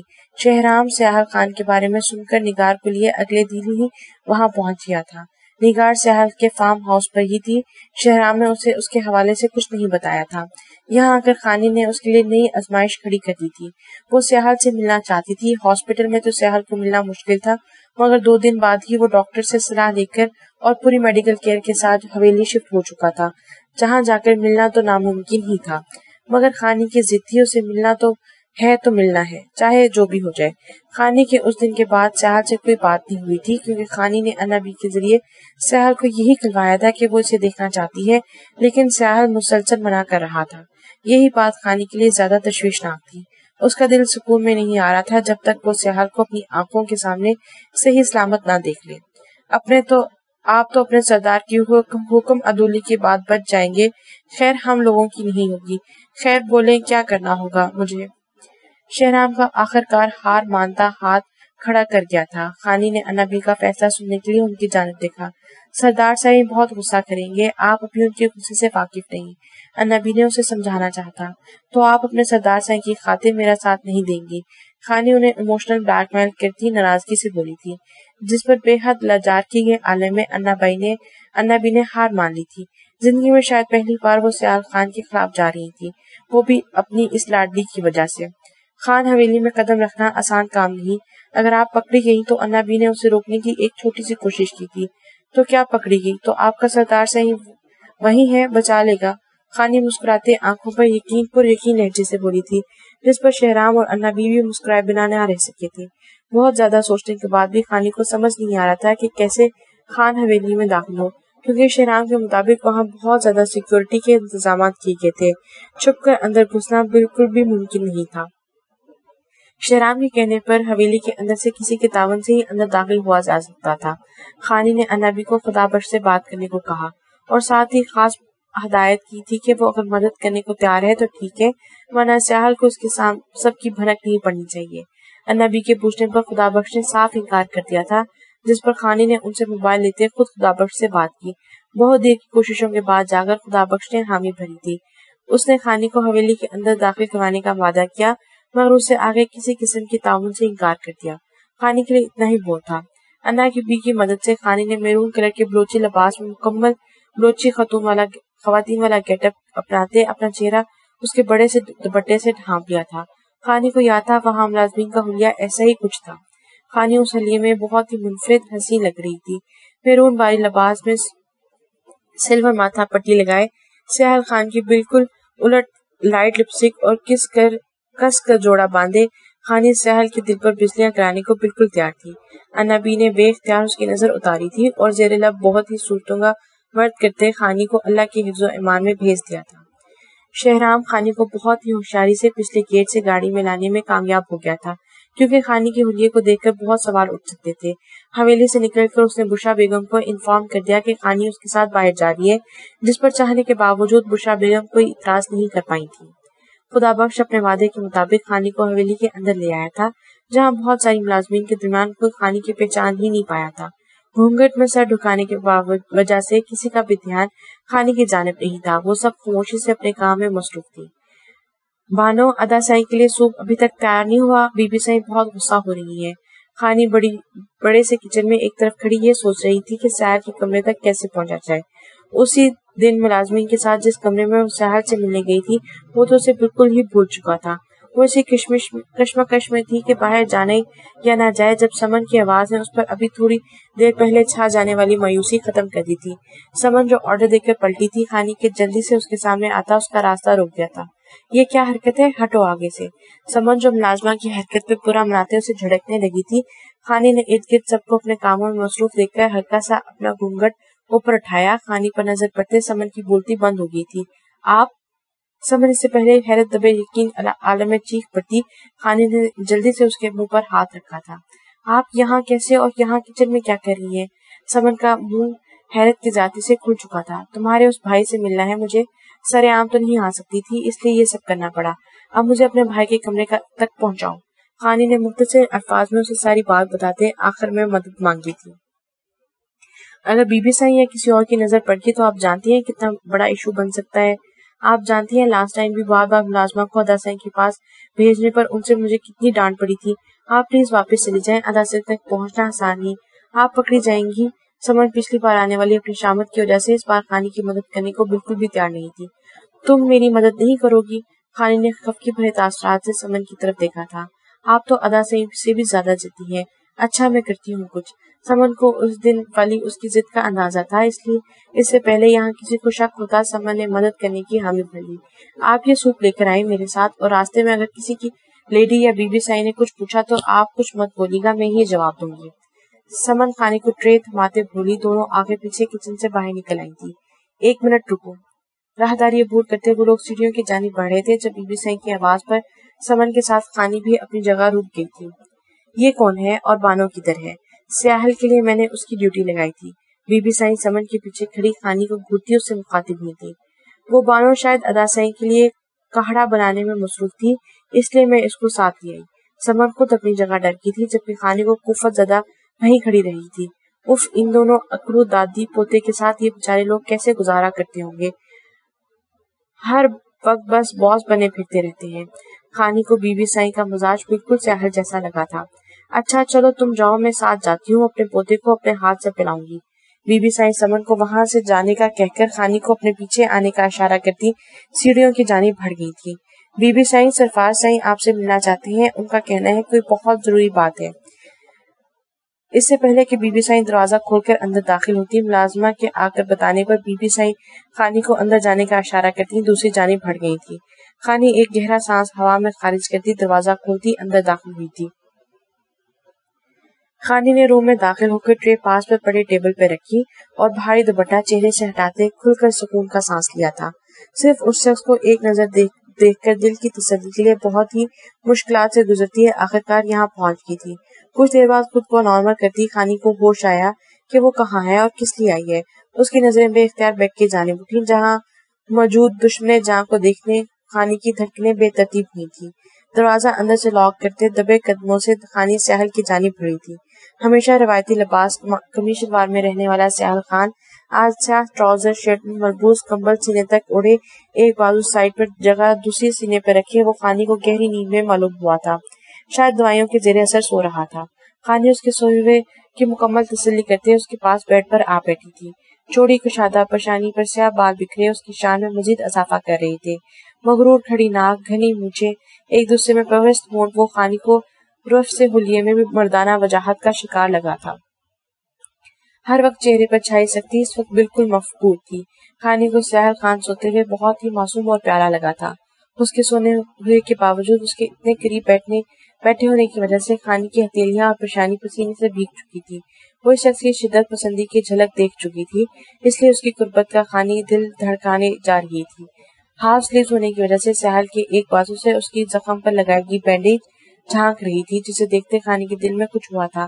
سیاحل کی تکلیف کا سوچتے خانی کی پلکیں بھیگی تھی۔ وہ اس سے کتنی محبت کرتا تھا اور اتنی تکلیف میں ہونے کے باوجود اس کا خیال خانی کی نظریں سیاحل کے خوبصورت چہرے سے ہٹنے کا نام ہی نہیں لے رہی تھی۔ وہی اس شخص کی دوسروں کو اپنی مقناطیسی شکنجے میں جکڑنے والی کشش خانی کو آہستہ آہستہ اپنے حصار میں لے رہی تھی۔ کتنا روئی تھی وہ اس شخص کی سلامتی کے لیے، شاید اتنے آنسو اس نے اپنی پوری زندگی نہیں بہائے تھے جتنا اس ایک رات سیاحل کی زندگی مانگتے گزار دیے تھے۔ یہ شخص اپنی ساحرانہ پرسنالٹی اور ہمدردانہ دل رکھنے کی وجہ سے خانی کو خود سے محبت کرنے پر مجبور کر گیا تھا۔ خانی چاہ کر بھی اپنے دل کو سیاحل کی محبت کی وار سے بچا نہیں پائی تھی۔ خود کو اس کی گہری نیند میں سوئے ہوئے ہونے کی تسلی دیتے خانی نے دل کی آواز پر حامی بھرتے ہوئے ہاتھ بڑھا کر سیاحل کی پیشانی پر بکھرے بال سمیٹے تھے اور جھک کر وہاں اپنے نرم گرم ہونٹوں کا لمس چھوڑتے اس کی بے خبری میں اپنی محبت کی پہلی مہر ثبت کی تھی۔ یہ سب کرتے خانی کا دل دھڑک کے باہر آنے کو تیار تھا۔ خانی نے بے اختیار اپنے دل کے مقام پر ہاتھ رکھتے اسے نارمل کرنا چاہا تھا۔ کچھ دیر استحقاق بری نظروں سے سیاحل کو دیکھتے خانی نے بے دلی سے اٹھنا چاہا۔ ابھی اس کا بالکل بھی دل نہیں چاہ رہا تھا یہاں سے اٹھنے کو، مگر اسے ڈر تھا کہ کسی بھی وقت کوئی بھی اندر آ سکتا ہے۔ خانی ہولے سے سیاحل خان کے چہرے کو چھوتی اس کے پاس سے اٹھی تھی جب اگلے ہی لمحے زوردار چیخ مارتے وہ سیاحل خان کے اوپر آ گری تھی۔ کب سے آنکھیں بند کر کے سونے کا ناٹک کرتے سیاحل خان نے خانی کو اٹھتے دیکھ کر اس کی کلائی تھام کر ہلکا سا جھٹکا دیتے اسے اپنی جانب کھینچ لیا تھا۔ خانی جو اس افتاد کے بالکل بھی تیار نہیں تھی سیدھے سیاحل کے چوڑے سینے پر آٹک رہی تھی۔ اس کے چیخ ڈرنے کے ساتھ سیاحل خان کا زخم ہرٹ ہونے کی وجہ سے نکلی تھی۔ تم جاگ رہے تھے؟ خانی نے اس کے سینے پر اٹھنے کی کوشش کرتے بے یقینی سے اس کی جانب دیکھا جو محظوظ کن مسکراہٹ اور پرشوق نظروں سے خانی کے شرم اور خفت سے سرخ پڑتے چہرے کی جانب دیکھ رہا تھا۔ سہل کے بائیں کندھے پر گولی لگی تھی جسے وہ ذرا بھی حرکت نہیں دے سکتا تھا، مگر اس نے دوسرے بازو سے خانی کے گرد حسائر کام کرتے اس کی مزاحمت کے باوجود اٹھنے کی اجازت نہیں دی تھی۔ تو تمہیں کیا لگا؟ خانی ارشد لوٹ سہل خان کے اتنے قریب آئے اور وہ اس بات سے بے خبر رہے گا۔ سہل کی نظریں خانی کے خوبصورت روپ کا طواف کر رہی تھی۔ خانی سہل کے سینے پر جھکی اس کے بےحد قریب تھی۔ وہ مسلسل مزاحمت کرتے اس کے حصار سے نکلنے کی جدوجہد کر رہی تھی۔ جب میں سویا ہوا تھا تب تو بڑا پیار جتایا جا رہا تھا، اب میرے اٹھتے ہی ساری بہادری غائب اور مجھ سے بھاگنے کے چکروں میں ہو۔ سہل کا اشارہ اس کی مزاحمت کی طرف تھا۔ خانی جو سہل خان کو سرپرائز کرنے آئی تھی، سہل کی حرکت نے اسے سرپرائز کر دیا تھا۔ سہل نے خانی کی ٹھوڑی کو ہونٹوں سے چھوتے اس کی غیر ہوتی حالت کی جانب دیکھتے آخرکار آزادی بخش دی تھی، جبکہ سہل کے اتنے سے لمس پر خانی کا دل پاگل ہوا تھا۔ خانی اس کے پاس سے اٹھتی کچھ فاصلے پر جا کھڑی تھی۔ سہل، تم سے بڑا ڈرامے باز انسان میں نے آج تک نہیں دیکھا۔ اگر تم جاگ رہے تھے تو پہلے کیوں نہیں بتایا؟ خانی اپنی خجالت چھپانے کی کوشش کرتے سہل کو گھورتے ہوئے بولی، مگر سہل کی شوخی بھری نظروں نے زیادہ دیر اسے ایسا کرنے نہیں دیا تھا۔ وہ گھبرا کر فوراً نگاہیں موڑتی تھی۔ اگر جاگ جاتا تو یہ کیسے پتا چلتا ہے کوئی مجھ سے بہت محبت کرتا ہے، میری فکر میں کس قدر پاگل ہو رہا ہے۔ اور وہ یہاں پر جو سہل خان چھیڑتے ماتھے کی جانب اشارہ کرتے مزید کچھ بولنے والا تھا جب خانی نے ہاتھ اٹھا کر اسے روک دیا تھا۔ سہل خان، مجھے لگتا ہے آپ بہت گہری نیند میں کوئی خواب دیکھ رہے تھے، ایسا کچھ نہیں ہوا۔ خانی نے دل ہی دل میں اپنی بے اختیاری پر خود کو کوسا تھا۔ پہلے سہل خان سے سامنا کوئی آسان کام تھا جو اب دل کے ہاتھوں پر مجبور ہو کر یہ حرکت بھی کر دی تھی۔ کیسا کچھ نہیں ہوا؟ میں نے تو کچھ کیا ہی نہیں۔ کیا واقعی کچھ ہوا ہے؟ سہل کی بات پر خانی نے تب کر اس کی طرف دیکھا۔ بات گھمانا تو کوئی سہل خان سے سیکھے۔ جب میں نے منع کیا تھا تو یہاں کیوں آئی؟ اور اگر کوئی دیکھ لیتا تو؟ سہل کی پرشوق نظریں خانی کے دلکش سرابے پہ تھی۔ نازک پیشانی پر سچی بھاری ماتھا پٹی پر سہل کے دل پر بجلیاں گر رہی تھی۔ پنس کی مدد سے سیٹ کیا گیا بھاری کامدار دوپٹہ خانی کے ہاتھوں سے بار بار پھسل کر کندھوں پر ڈھلک رہا تھا، جسے سنبھالتے وہ الگ ہلکان ہوتی خانی پر سہل خان کو ٹوٹ کر پیار آیا تھا۔ سہل سب کو بتانا چاہتا تھا کہ کتنی اہم تھی یہ لڑکی اس کے لیے۔ وہ اس کی اپنی زندگی کا ہر لمحہ گزارنا چاہتا تھا۔ یہ لڑکی اس کی چاہت، محبت، دیوانگی، جنون اور دل کا سرور تھی، جسے دور کرنے کے لیے نہ جانے کتنی بار اس کا بھائی سیال پر قاتلانہ حملے کروا چکا تھا۔ سہل کے بہت سارے آدمی بلوچ حویلی میں اس کے لیے کام کر رہے تھے۔ اگر وہ چاہتا تو ایک ہی بار میں میران کو ختم کروا سکتا تھا، مگر یہاں بھی خانی سے اس کے دل کا قریبی رشتہ چھیننے کے سوچتے تحت سہل ہر بار بے بس ہو جاتا تھا۔ کیوں نہیں آ سکتی یہاں سہل؟ خان کی حویلی پر میرا کوئی حق نہیں ہے؟ خانی نے خفگی بھرے تاثرات سے سہل کی جانب دیکھا تھا۔ خانی کی دو آنچہ سادگی بھرے حسن کے جال سے بہت مشکل سے باہر آتے سہل اس کی باتوں کی جانب متوجہ ہوا۔ اس کے الفاظ سہل کی ہونٹوں پر وہی مقابل کو اپنا اسیر کر دینے والی مسکراہٹ بکھیر کے تھے۔ اگر خانی کو پتہ چل جاتا اس کا یوں استحقاق جتانا سہل کے پہلے سے بھڑکتے احساسات اور جذبات پر تیل چھڑکنے کا کام کر گیا تو ایسا کبھی نہ بولتی۔ Very nice. تو مطلب تم دل سے تسلیم کر چکی ہو اس رشتے کو؟ اگر مجھے اس بات کا ذرا بھی اندازہ ہوتا تو بہت پہلے ہی گولیاں کھا لیتا۔ سہل کی خوشی سے بھرے مسکراتے لہجے پر خانی نے تڑپ کر اس کی جانب دیکھا، جیسے اسے سہل کی بات بالکل پسند نہ آئی ہو۔ یار اتنی دور کیوں کھڑی ہو؟ ذرا پاس آ کر اپنی موجودگی کا احساس دلاؤ۔ پہلے تو میں سوچ رہا تھا، کچھ محسوس ہی نہیں کر پایا۔ سہل نے ہاتھ بڑھا کر خانی کو اپنے پاس بلایا۔ سہل کی ذو معنی بات خانی کو سر سے پیر تک سرخ کر گئی تھی۔ مجھے اب واپس جانا ہے، میں یہاں ایک ملازمہ بن کر آئی ہوں اور ملازمہ کا زیادہ دیر یہاں رکنا ٹھیک نہیں۔ خانی سے اس کی شوق نظریں برداشت کرنا انتہائی مشکل ہو رہا تھا۔ سہل کے جذبے لٹاتی نظروں پر خانی کا شرمایا گھبرایا روپ دیکھ کر اس کے نابی گداز لبوں پر زندگی سے بھرپور مسکراہٹ رنگنے لگی تھی۔ اچھا تو وہ کام تو پورا کر کے جاؤ جو ملازمہ کرنے آئی تھی۔ سہل کی مسکراتی آنکھوں کی شوخی ابھی برقرار تھی۔ میرون رنگ میں خانی کی سفید رنگت مزید نکھری اور رخسار سے چھلکتے گال اسے مزید دیوانہ بنا گیا تھا۔ وہ اس بلوچی لباس میں اتنی حسین لگ رہی تھی کہ سہل کا اس پر نظر ہٹانے کا دل ہی نہیں چاہ رہا تھا۔ وہ جانتا تھا کہ خانی آرام سے تو اس کے قریب نہیں آئے گی، اس لیے اسے اپنے طریقے سے پاس بلایا تھا۔ کون سا کام؟ خانی نے سہل کے پرمشکوک نظروں سے گھورا تھا، جس پر سہل کہکا لگائے بغیر نہیں رہ پایا تھا۔ سوپ لانے والا کام، میری شکی سردارنی۔ سہل نے اس کے ٹیبل پر پاس رکھے سوپ کی جانب اشارہ کیا، جسے یاد آتے ہی خانی جلدی سے اس کی جانب بڑھی اور سوپ لے کر سہل کے بیڈ کے سائڈ ٹیبل پر رکھ دیا تھا۔ سردانی صاحبہ، میں مریض ہوں، خود نہیں اٹھ سکتا، نہ ہی ایک ہاتھ سے سوپ پی سکتا ہوں۔ خانی کے سوپ پاس رکھ کر دور ہو جانے پر چوٹ کھاتے سیال نے اسے احساس دلایا تھا۔ سیال پیٹ پر چت لیٹا تھا۔ اب سوپ پلانے کے لیے اسے تکیوں کے سارے سیدھا بٹھانا تھا، جس کے لیے خانی کو اس کے لیے بہت قریب جانا پڑنا تھا۔ میں کیسے اٹھا سکتی ہوں؟ میں باہر سے بلاتی ہوں کسی کو۔ اف میرے خدایا، میں بھلا باہر سے کیسے جا سکتی ہوں؟ خانی باہر کی طرف قدم بڑھاتے مگر پھر اپنے یہاں چھپ کر آنے کا خیال کرتے وہیں رکی تھی۔ وہ یہاں صرف سیال کو ایک نظر دیکھنے آئی تھی، مگر شاید آنے سے پہلے یہ بھول چکی تھی کہ آگے اس کا پالا سیال خان سے پڑنا تھا۔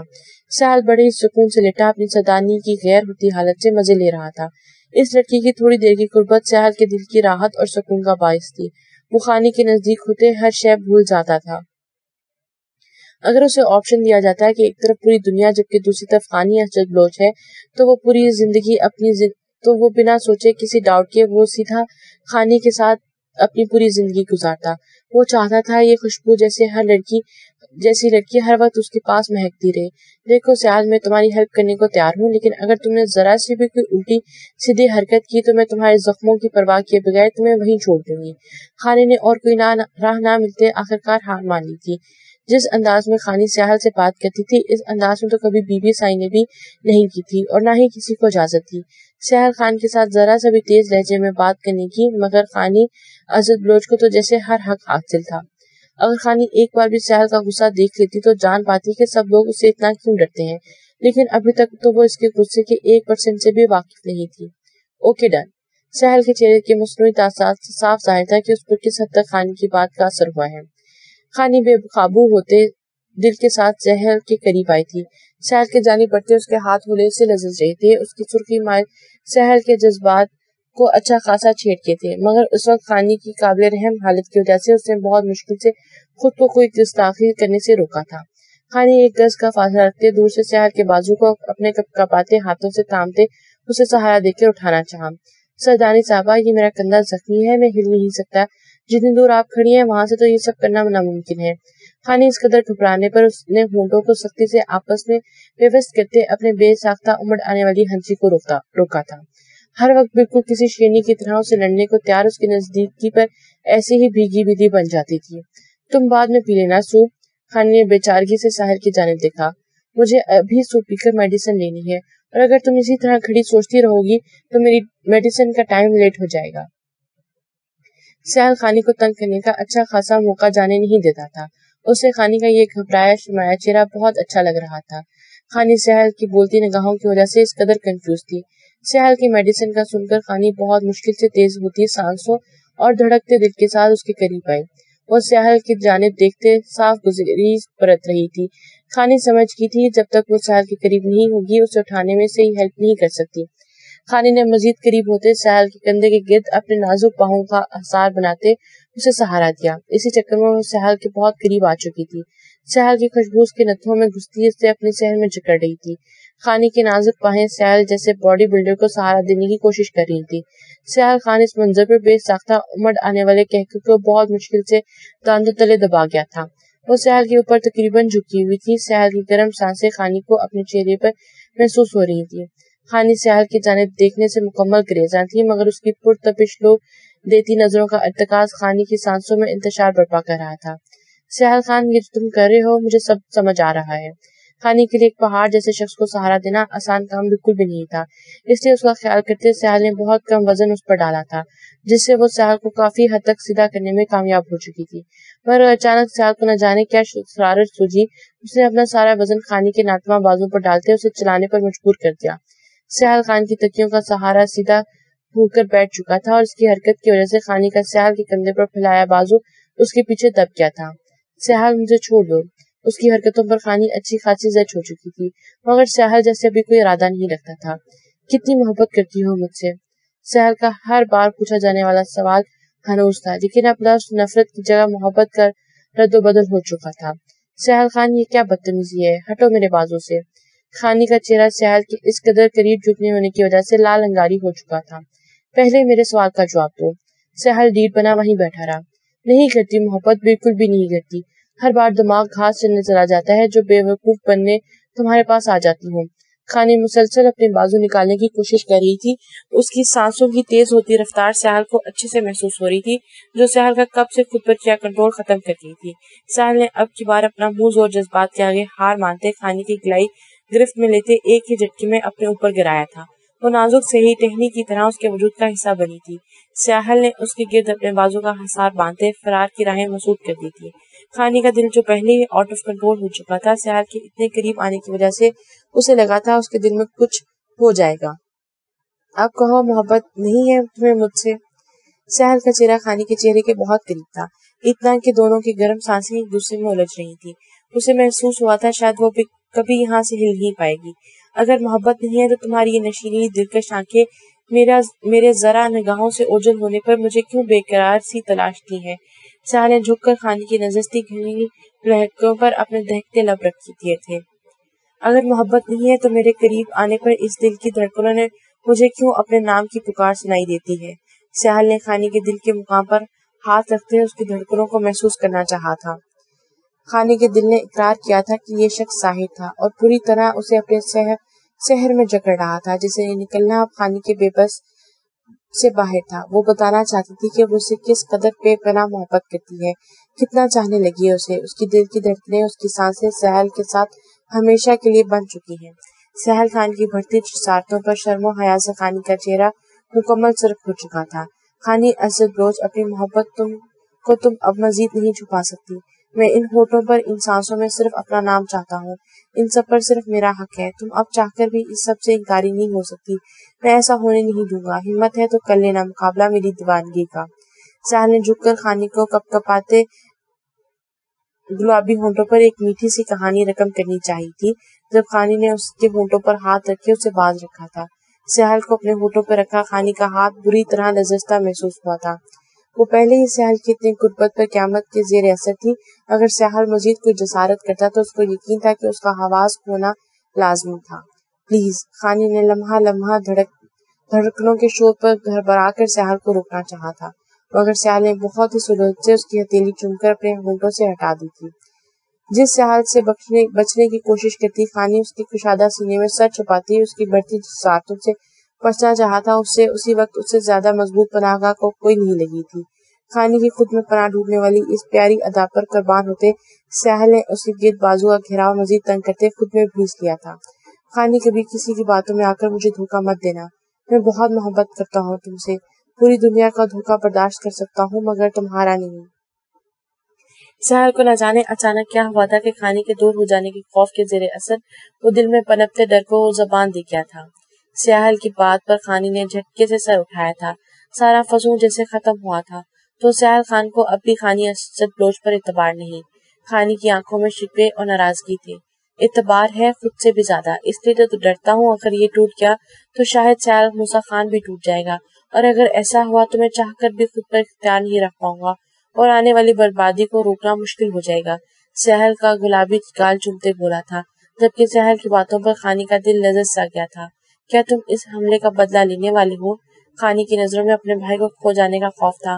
مجھے تمہارے بھائی اور دادا کی طرح پیچھے وار کرنے کی عادت نہیں. اگر بدلہ لوں گا تو سرے عام لوں گا، مگر فی الحال میرا ایسا کوئی ارادہ نہیں. ابھی میں دیکھنا چاہتا ہوں وہ لوگ کس حد تک گر سکتے ہیں. ساحل کے سامنے ایسی کوئی بات نہیں کرنا چاہتا، مگر اس کے پوچھنے پر نہ چاہتے ہوئے بھی یہ سب بول گیا تھا. مگر خانی کا بجھا چہرہ دیکھ کر اسے بہت برا لگا تھا. ویسے آج جس طرح تم نے چھپ کر میری حویلی میں داخل ہو کر میری ہی لوگوں کی مدد لے کر میرے کمرے تک پہنچی ہو، ماننا پڑے گا اتنا پاور اور ٹیلنٹ ساحل خان کی بیوی میں ہی ہو سکتا ہے. ساحل کی بات پر اس کا حصار توڑتی خانی جھٹکے سے اسے دور ہوئی تھی. ساحل کی کوشش کامیاب رہی تھی. اس کا دھیان پچھلی بات سے ہٹ چکا تھا. اس کا مطلب تھا تم جانتے تھے سب. خانی نے بے یقینی سے اس کی جانب دیکھا، جس پر ساحل نے پیچھے لگی سلور سکرین کی طرف اشارہ کیا، جہاں پر حویلی کے مختلف حصوں پر لگے CCTV کیمرے کی فوٹیج چل رہی تھی. ساحل نے ریموٹ اتارتے ان پر پہلے سے ریکارڈ کی گئی ویڈیوز اوپن کی، جن میں کہیں خانی سمن کے ساتھ کچن میں کھڑی نظر آ رہی تھی اور کہیں بی بی سائن کے ساتھ سیڑھیاں چڑھتے. خانی نے خونخوار نظروں سے ساحل کی جانب دیکھا تھا. یہ شخص اس کی ایک ایک حرکت پر نظر رکھے ہوئے تھا اور اس کے سامنے کیسے بے خبر بنا ہوا تھا.